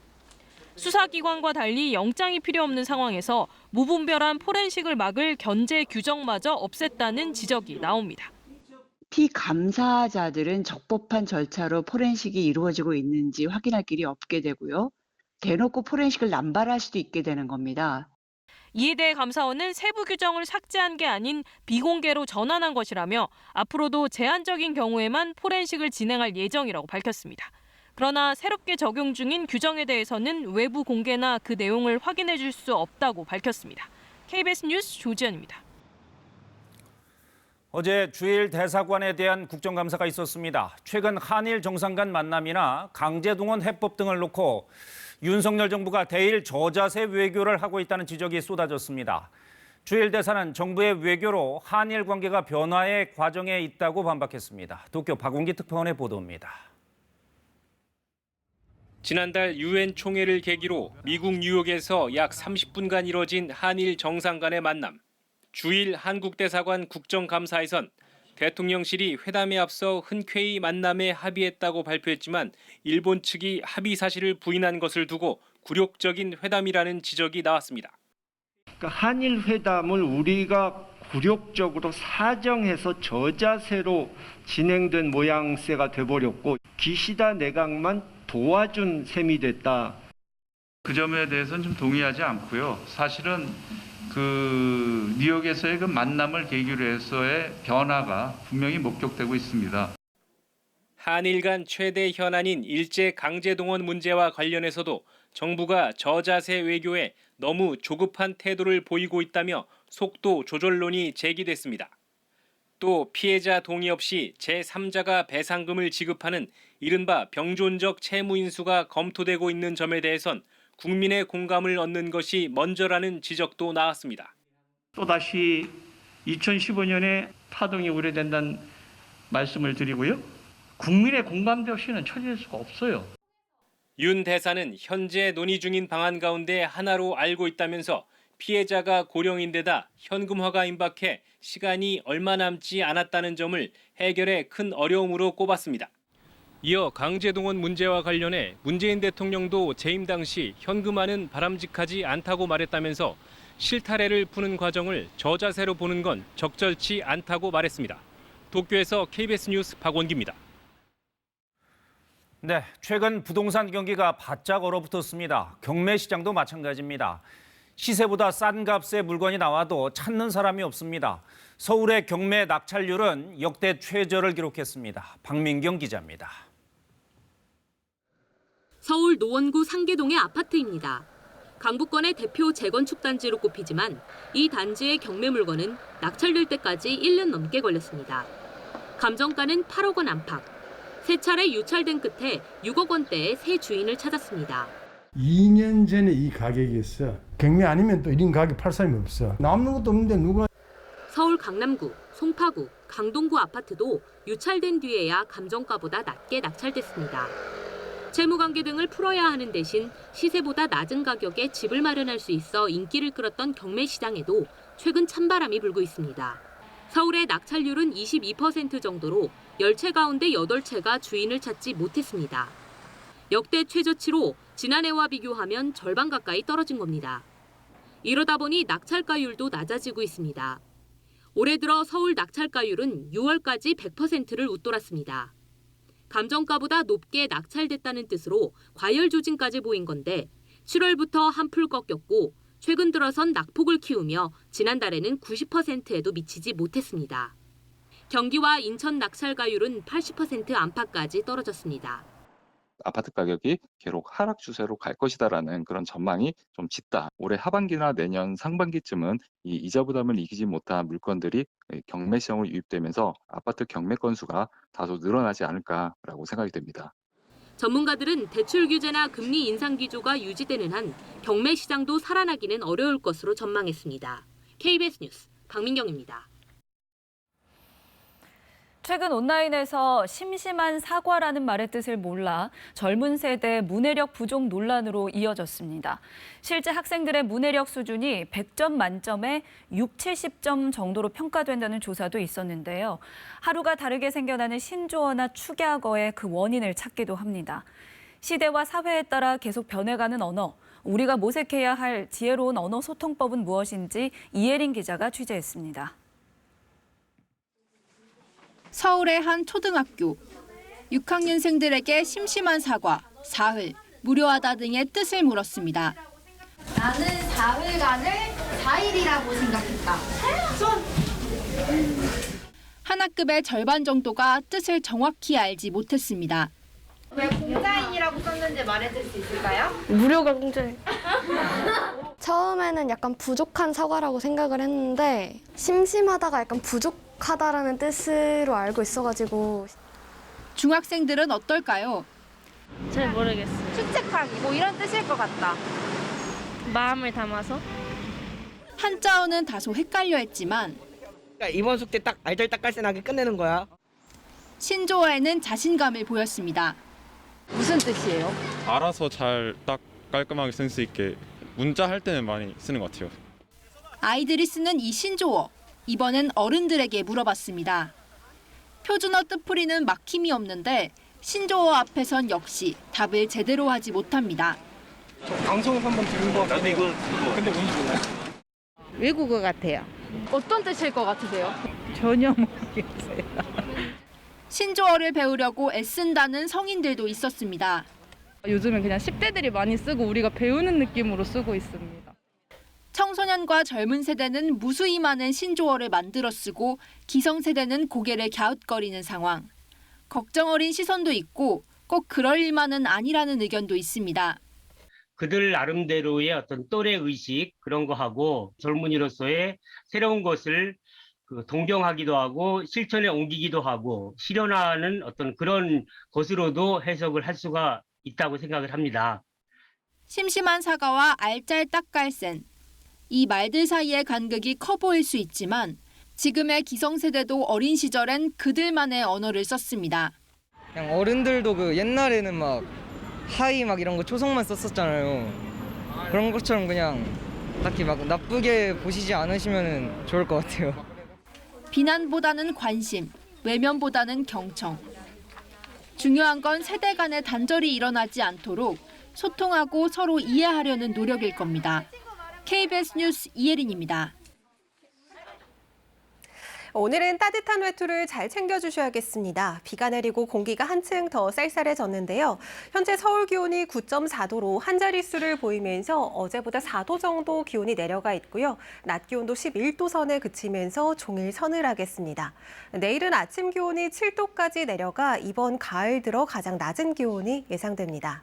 오늘 강한 바람을 조심하셔야겠습니다. 현재 해안가와 제주도, 서울과 충남, 강원 지역에 강풍주의보가 내려져 있는데요. 특보가 내려진 지역에서는 초속 20m 이상, 특히 강원 동해안과 산지에서는 초속 30m가 넘는 강한 바람이 예상됩니다. 날아갈 수 있는 시설물은 단단히 고정해 주셔야겠습니다. 현재 서쪽 지역 곳곳으로 산발적인 비구름이 발달해 있습니다. 앞으로 중부지방과 호남, 경북 지역에 5mm 안팎의 비가 더 이어지겠습니다. 수도권의 비는 늦은 오후부터 그치기 시작하겠고요. 그 밖의 지역은 밤에는 대부분 그치겠습니다. 현재 기온을 살펴보면 춘천이 9.8도, 부산은 13.9도 등 10도 안팎을 나타내고 있습니다. 낮 기온은 대전이 15도, 광주 16도, 대구 17도로 예년 이맘때 기온을 5도에서 많게는 11도 정도 크게 밑돌겠습니다. 바다의 물결은 대부분 해상에 풍랑특보가 내려진 가운데 물결은 최고 4에서 5.5m로 매우 거세게 일겠습니다. 당분간 맑은 날씨가 이어지겠고요. 주 중반부터는 이맘때 기온을 되찾겠습니다. 날씨 전해드렸습니다.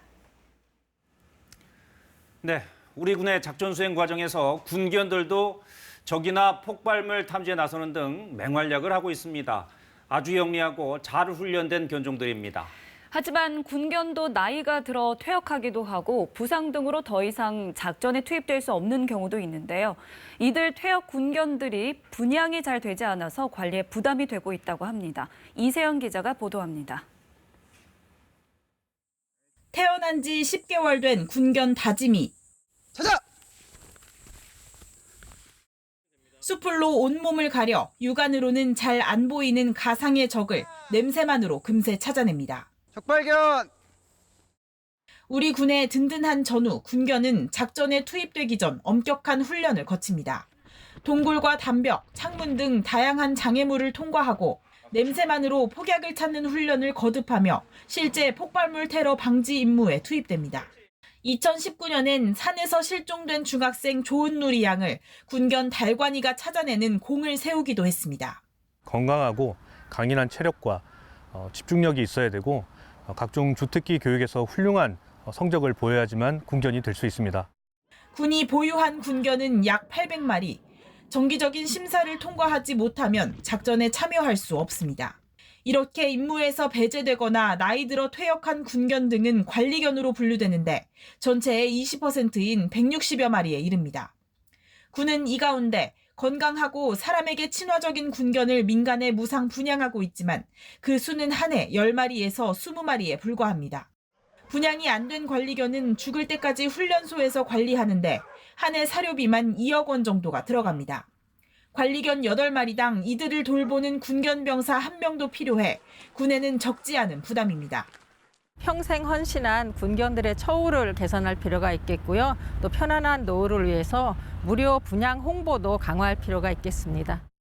군은 SNS와 방송 매체 등을 통해 군견 무상 분양을 알리고 있지만 최근 코로나19 영향으로 홍보가 미흡했다고 말했습니다. KBS 뉴스 이세연입니다. 네, 요즘 같은 가을이 되면 유독 울적한 기분에 사로잡힌다는 분들이 적지 않습니다. 물론 그럴 수 있습니다. 그러나 환절기에 우울감이나 무기력함이 계속된다면 계절성 우울증은 아닌지 의심해 봐야 합니다. 치료가 필요할 수도 있습니다. 신민의 의학 전문 기자가 보도합니다. 이 40대 여성은 최근 날씨가 쌀쌀해지면서 부쩍 만사가 귀찮고 무기력한 증상이 심해졌습니다. 처음엔 직장 생활에 몸이 지친 탓으로 여겼지만 우울감마저 심해져 병원을 찾았다 계절성 우울증 진단을 받았습니다. 좀 마음이 공허하고 모든 게 다 짜증나는 사람들이 이렇게 해서 죽는구나 뭐 이런 생각도 할 정도로 갑작스럽게 우울감이 느껴지고 계절성 우울증은 우울감과 무기력, 피로감 등의 증상이 특정 계절과 맞물려 나타나는 것으로 가을이나 겨울에 증상을 호소하는 사람이 많습니다. 보통 우울증은 식욕이 줄고 잠을 잘 못 자지만 계절성 우울증은 식욕이 왕성해져 탄수화물 섭취가 늘고 평소보다 잠이 많아진다는 특징이 있습니다. 기분을 조절하는 신경전달 물질이 일조량의 영향을 받아 계절성 우울증을 유발하는 것으로 분석됩니다. 일조량이 적고 해가 짧아지면 그만큼 햇빛을 많이 못 보기 때문에 멜라토닌 분비도 좀 더 떨어지는 걸로 되어 있어요. 멜라토닌 분비가 잘 안 되면 수면의 질이 떨어질 수가 있고 기분도 더 우울해지고 할 수가 있어요. 예방을 위해선 야외 활동으로 햇볕을 충분히 쬐고 필수 아미노산 함량이 높은 돼지고기나 엽산이 풍부한 녹색 채소류, 견과류를 섭취하는 것도 도움이 됩니다. 일상생활에 지장을 줄 정도로 증상이 심해진다면 전문적인 상담과 치료를 받아야 합니다. KBS 뉴스 신민혜입니다. 글로벌 브리핑입니다. 중국이 자율주행차 개발에 속도를 내고 있습니다. 수도 베이징 등 주요 도시들을 중심으로 이미 운행을 시작했는데요. 운전자는 물론 안전요원도 없는 완전 자율주행도 연내에 시작할 계획입니다. 베이징 조성원 특파원입니다. 중국 IT 기업 바이두의 자율주행 차량에 시승해봤습니다.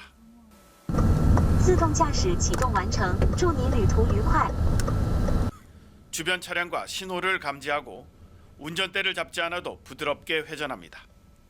운전석 또는 조수석에 앉은 사람은 만약의 상황에 대비한 안전 요원입니다. 在亦庄这一块，我们投放了300多辆车，每天都这样在运营和测试。到今年的8月份的时候，我们已经有超过100万单次的这种服务量。 바이두는 안전 요원도 없는 완전 자율주행 택시 허가도 받았습니다. 이르면 연내 운행 시작이 가능합니다. 자율주행차를 운영하는 곳이 이곳 이좌 경제기술개발구라는 점도 주목할 필요가 있습니다. 중국의 실리콘밸리라는 중간춘의 한 축으로 새로운 기술을 제조하고 시험에 현실화하는 현장입니다. 중국의 물류업체 징둥은 온라인에서 산 물품을 이 지역에선 자율주행차로 배달합니다. 인근 지정 장소에서 택배 물품을 찾을 수 있습니다. 挺方便的，就随时可以来取，这不是也操作也很方便。 중국의 거대 빅데이터를 기반으로 미국을 추월했다는 평가도 있지만 아직은 한계도 분명합니다. 我们虽然说自动驾驶很有前景，那么如何去挣钱呢？这到现在为止，不管是出租车还是什么，我们都没有很成熟的这个商业模式。 이딴 사고 소식에 안전성 논란도 여전하지만 중국 기업들은 정부의 규제 완화 뒷받침 속에 자율주행 기술 개발에 속도를 내고 있습니다. 베이징에서 KBS 뉴스 조성원입니다.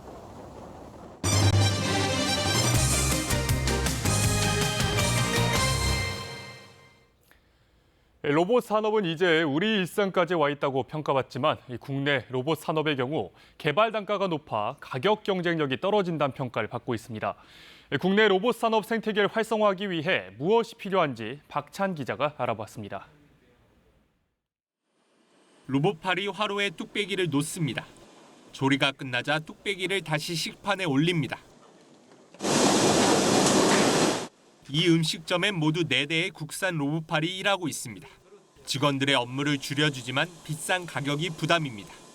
지금 정도의 가격에서는 일반 식당에서 쓰기는 좀 무리가 있는 것 같고요. 가격은 아마 조금만 더 내려가면은 충분히 일반적인 업장에서 쓸 수 있는.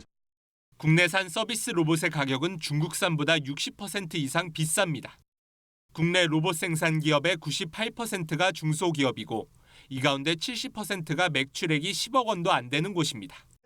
매출이 낮은 만큼 투자 유치가 어렵다 보니 개발 단가가 높아지면서 가격 경쟁력이 떨어집니다. 그 사이 중국산 저가 수입 제품이 확산하고 있습니다. 이 때문에 국내 서빙 로봇의 70%가 중국산입니다. 까다로운 각종 규제도 로봇 시장의 활성화를 막는 문제로 지적되고 있습니다. 한 번에 큰 영역을 단시간 내에 커버해야지 일반인들이 서비스로서의 가치를 느낄 거거든요. 중소기업이 시작하기에는 어떤 자금적으로나 어떤 규모 면에서 그런 한계는 분명히 있습니다. 대기업들이 하나둘 로봇 산업에 뛰어들고 있지만 아직 시장은 활력을 찾지 못하고 있습니다.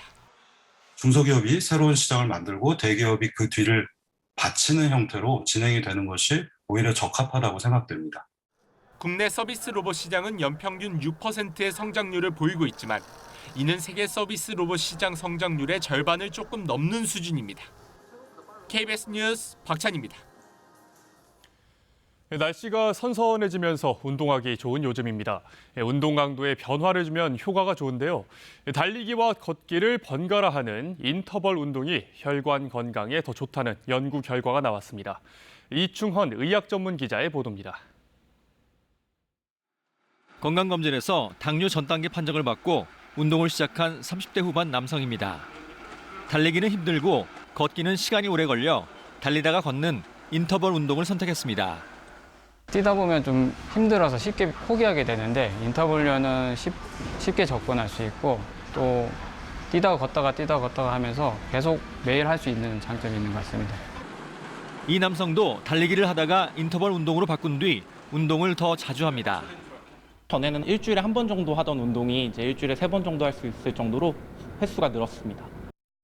고신대 의대 연구진이 고혈압 성인 34명을 대상으로 2개월간 운동 효과를 비교한 결과 인터벌 운동이 걷기보다 혈관의 탄력과 심장 기능을 더 높이는 것으로 나타났습니다. 운동 강도를 바꾸면 심혈관 자극이 다양해져 혈관의 기능이 더 좋아집니다. 운동을 고강도로 하게 되면 그에 대한 혈관 확장 효과도 있고 그에 따라서 혈관 내피세포의 기능도 향상시키는 효과가 있고 휴식을 하면서 그 운동 효과를 더 극대화할 수 있다는 장점이 있습니다. 인터벌 운동은 달리기 3분과 걷기 3분을 5번 반복 30분간 하면 충분합니다. 걷기도 속도를 높였다 줄였다를 반복하는 인터벌 워킹이 더 효과적입니다. 운동을 처음 시작하는 사람이나 노년층에선 처음부터 달리기를 하기보단 빨리 걷기와 천천히 걷기를 반복하는 인터벌 워킹으로 시작하는 게 좋습니다. KBS 뉴스 이충원입니다. 공연의 메카죠. 대학로 자주 가시는지요? 이달 말까지 대학로 마로니에 공원에서 난타와 같은 비언어극이나 유명 뮤지컬의 주요 장면들을 무료로 관람할 수 있다는데요. 평소 공연을 접하기 어려웠던 분들도 부담 없이 즐길 수 있다고 합니다. 안다영 기자입니다. 평범한 도마와 주방용 칼이 이 순간만큼은 여느 악기 못지않습니다. 냄비, 주걱할 것 없이 손에 잡히는 주방 도구로 흥겨운 리듬을 만들어냅니다. 25년째 공연 중인 한국 대표 비언어극 난타가 거리로 나왔습니다. 정선아리랑은 국악에 랩을 섞어 현대적으로 재해석했습니다. 정선의 나무꾼이 한양에서 겪는 이야기를 흥겨운 뮤지컬로 풀어냈습니다. 강원도 정선에서 5일장이 설 때만 펼쳐지는 공연이 대학로 야외 무대에 올랐습니다. 통나무 안에 북을 2개를 박아서 나무를 깎고 경복궁 재건하는 중수하는 장면을 이제 표현을 한 겁니다. 대학로뿐 아니라 전국 각지에서 잔뼈가 굵은 유명 공연들이 하이라이트 장면만 맛보기로 선보이는 행사입니다. 평소 공연장 문턱을 넘지 못했던 일반인들을 위해 36개 공연팀이 참여했습니다. 야외에서 공연하면 사람들이 이제 뮤지컬에 대해서 모르거나 연극에 대해서 모르는 분들은 되게 친숙하게 다가갈 수 있을 것 같아서 좋습니다. 대학로 일대 지정극장에서는 스포츠부터 비보잉, 클래식까지 장르도 소재도 다채로운 작품 10편을 릴레이로 만나볼 수 있습니다. 대학로를 공연 관광의 메카로 키우기 위해 2017년에 시작한 축제인데 코로나 사태를 맞으면서 잠시 쉬었다가 올해 다시 시동을 걸었습니다. 영국의 웨스트엔드라든지 뉴욕의 브로드웨이라든지 굉장히 유명한 공연 예술 집중된 곳이고 또한 관광지라고 할 수가 있죠. 대학로도 극장이 160개 이상 밀집되어 있는 공연 예술의 집합체이고 실제로 외국인 관광객의 경우 평균 10명 중 1명꼴로 공연을 보기 위해 우리나라를 찾은 것으로 나타나 공연 관광이 새로운 관광 형태로 자리 잡는 추세입니다. KBS 뉴스 안다영입니다. 은유와 상징으로 사회의 아픈 단면을 담아내며 독자의 감각을 일깨운 진은영 시인이 10년 만에 시집을 냈습니다. 권력의 오남용을 감시 고발해온 전 세계 탐사보도 기자들의 이야기를 담아낸 책도 나왔습니다. 새로 나온 책 김태형 기자가 소개합니다. 엄마, 아빠, 그날 이후에도 더 많이 사랑해줘 고마워. 엄마, 아빠, 아프게 사랑해줘 고마워. 세월호 참사 희생자인 단원고 유예은 양을 생각하며 쓴 시 그날 이후. 나는 세상에서 가장 성실하고 정직한 엄마 아빠로 살려는 두 사람의 아이 예은이야. 누군가의 고통을 구체적으로 생각하는 일이야말로 중요하다고 시인은 말합니다. 다른 가족이지만 똑같이 아이를 잃거나 누군가를 상실한 그런 분들이 이렇게 마음의 다리를 놔주고 싶달까요? 이런 마음으로 여러 편의 그 상실에 대한 시를 쓰게 됐습니다. 진은영 시인이 2012년 이후 10년 만에 낸 4번째 시집 나는 오래된 거리처럼 너를 사랑하고 시대의 아픔과 저항을 그려내며 피어나고 이어지는 사랑 얘기를 전합니다. 정직하게 기록하고 권력자들에게 책임을 묻는다. 진실이 침묵으로 대체될 때 침묵은 거짓말이다. 종군 기자이자 탐사보도 기자인 호주의 존 필저가 성역 없는 취재에 나섰던 전 세계 탐사보도 기자들의 글을 엮어 독자들을 찾아갑니다. 제우스는 어떻게 다른 모든 신위에 군림하며 자신의 지위를 지켜낼 수 있었을까? 신화 연구가 김원익 박사가 신들의 세계를 표현한 갖가지 명화와 함께 그리스 신화의 세계로 안내합니다. 아무리 훌륭한 지도가 있더라도 지도 이면에 숨은 맥락과 관점을 인지하지 못한다면 무용지물이 될 수 있다고 말하는 책 지리학이 중요하다. 사고력과 통찰력을 키울 수 있는 지리적 문해력의 의미를 풀어냅니다. KBS 뉴스 김태영입니다. 이어서 한국도로공사 연결해 대체 요일 아침 교통 상황 알아보겠습니다. 한글날 연휴의 여유로움이 고속도로에서도 물씬 느껴지는 아침입니다. 아직까지는 정체 구간 없이 전국적으로 소통 상태가 원활한데요. 수도권 주요 노선 중 정체가 일찍 시작되는 편인 경부선인 시구간에서마저도 과속에만 유의하신다면 큰 어려움 없는 상태입니다. 비는 차츰 그쳐가고 있지만 강원 동해안 지역을 포함해 곳곳에 강풍주의보가 내려질 정도로 강한 바람이 불고 있습니다. 다리 위와 터널 등 취약 구간 지나실 때 주의 운전하셔야겠고요. 영동선 인천 쪽으로는 여주 부근을 포함해 전 구간 수월하게 이동 가능합니다. 서울 양양간 고속도로 서울 쪽으로도 정체 구간이 없기 때문에 요금소 기준 양양에서 남양주까지는 약 2시간 정도면 충분하게 지나실 수 있겠고요.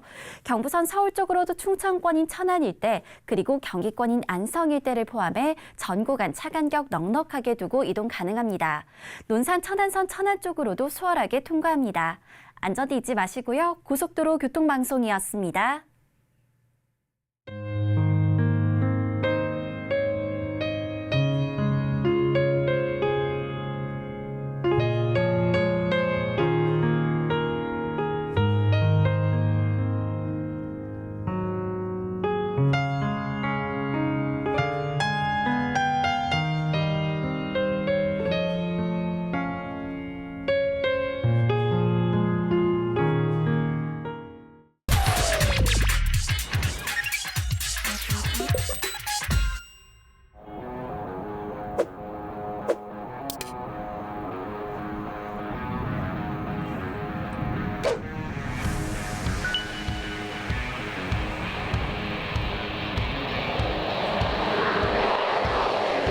손으로 만든 한국형 전기 K-필수의 힘찬 엔진음이 흘리고 있습니다.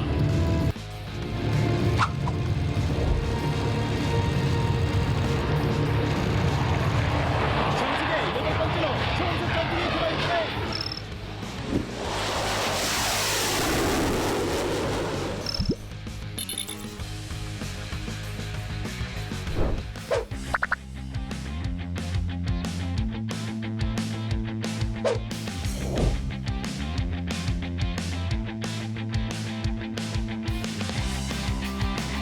애초에 이제 접지 않은 것은 초도 비행 때 안전을 생각한다라고 하는 관리에 따른 것이지만 이제 성능 시험이 본격화되면서 이제 비행기를 최대 속도까지 한번 날아본다든가 하는 그 여러 가지 것들을 이제부터 천천히 이제 시작하는 단계로 들어갔다라고.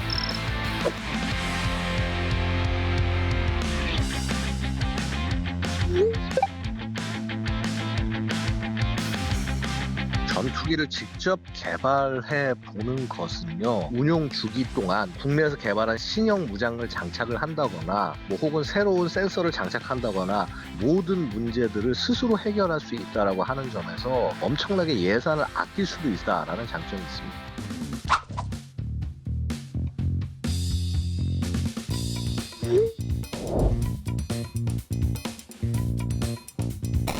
늦어도 2015년까지는 최신의 국산 전투기를 개발할 것입니다.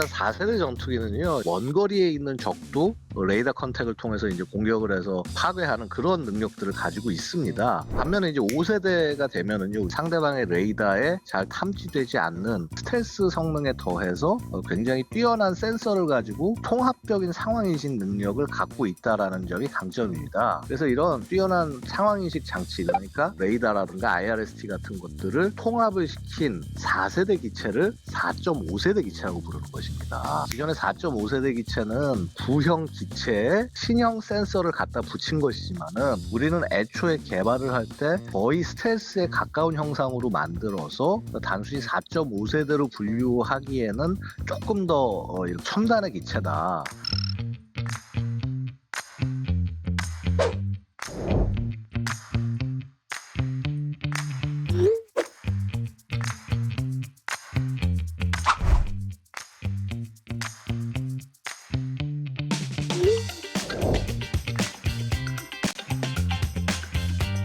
스텔스기보다 구매하는 가격도 싸고 그다음에 유지 운용 비용도 훨씬 더 저렴하고 무장을 스스로 통합을 할 수 있고 이런 능력들이 결합이 된다면은 결국 다른 국가도 이러한 기체를 확보하고자 할 것이라고 판단합니다.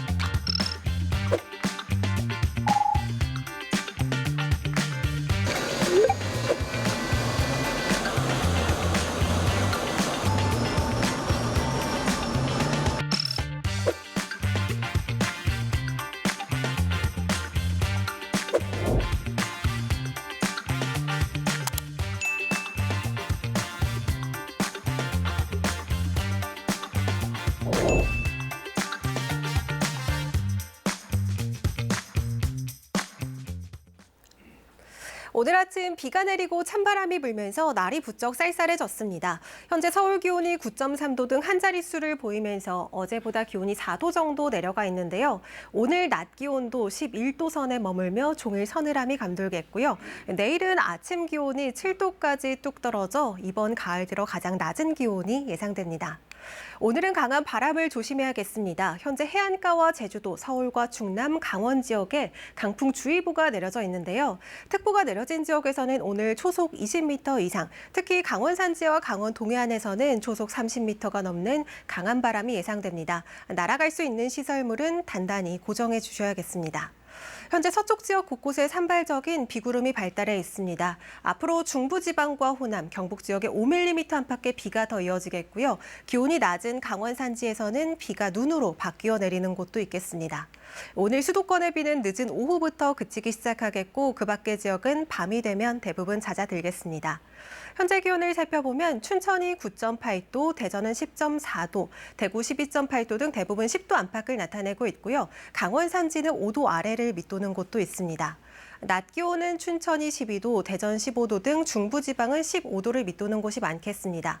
대구는 17도, 광주 16도로 이맘때 기온을 5도에서 11도 정도 크게 밑돌겠습니다. 바다의 물결은 대부분 해상에 풍랑특보가 내려진 가운데 물결은 최고 4에서 5.5m로 매우 거세게 일겠습니다. 수요일에는 경기 북부와 강원 지역 등 0도 안팎까지 기온이 떨어지는 곳이 있어서 서리가 내리는 곳이 있겠습니다. 농작물 냉해 피해 없도록 조심하셔야겠고요. 당분간 맑은 날씨가 이어지는 가운데 주 중반부터 이맘때 기온을 되찾겠습니다. 날씨 전해드렸습니다. 네, 즐거운 휴일 되시기 바랍니다. 월요일 아침 뉴스광장 마치겠습니다. 저희는 내일 다시 찾아뵙겠습니다. 시청해주신 여러분 고맙습니다.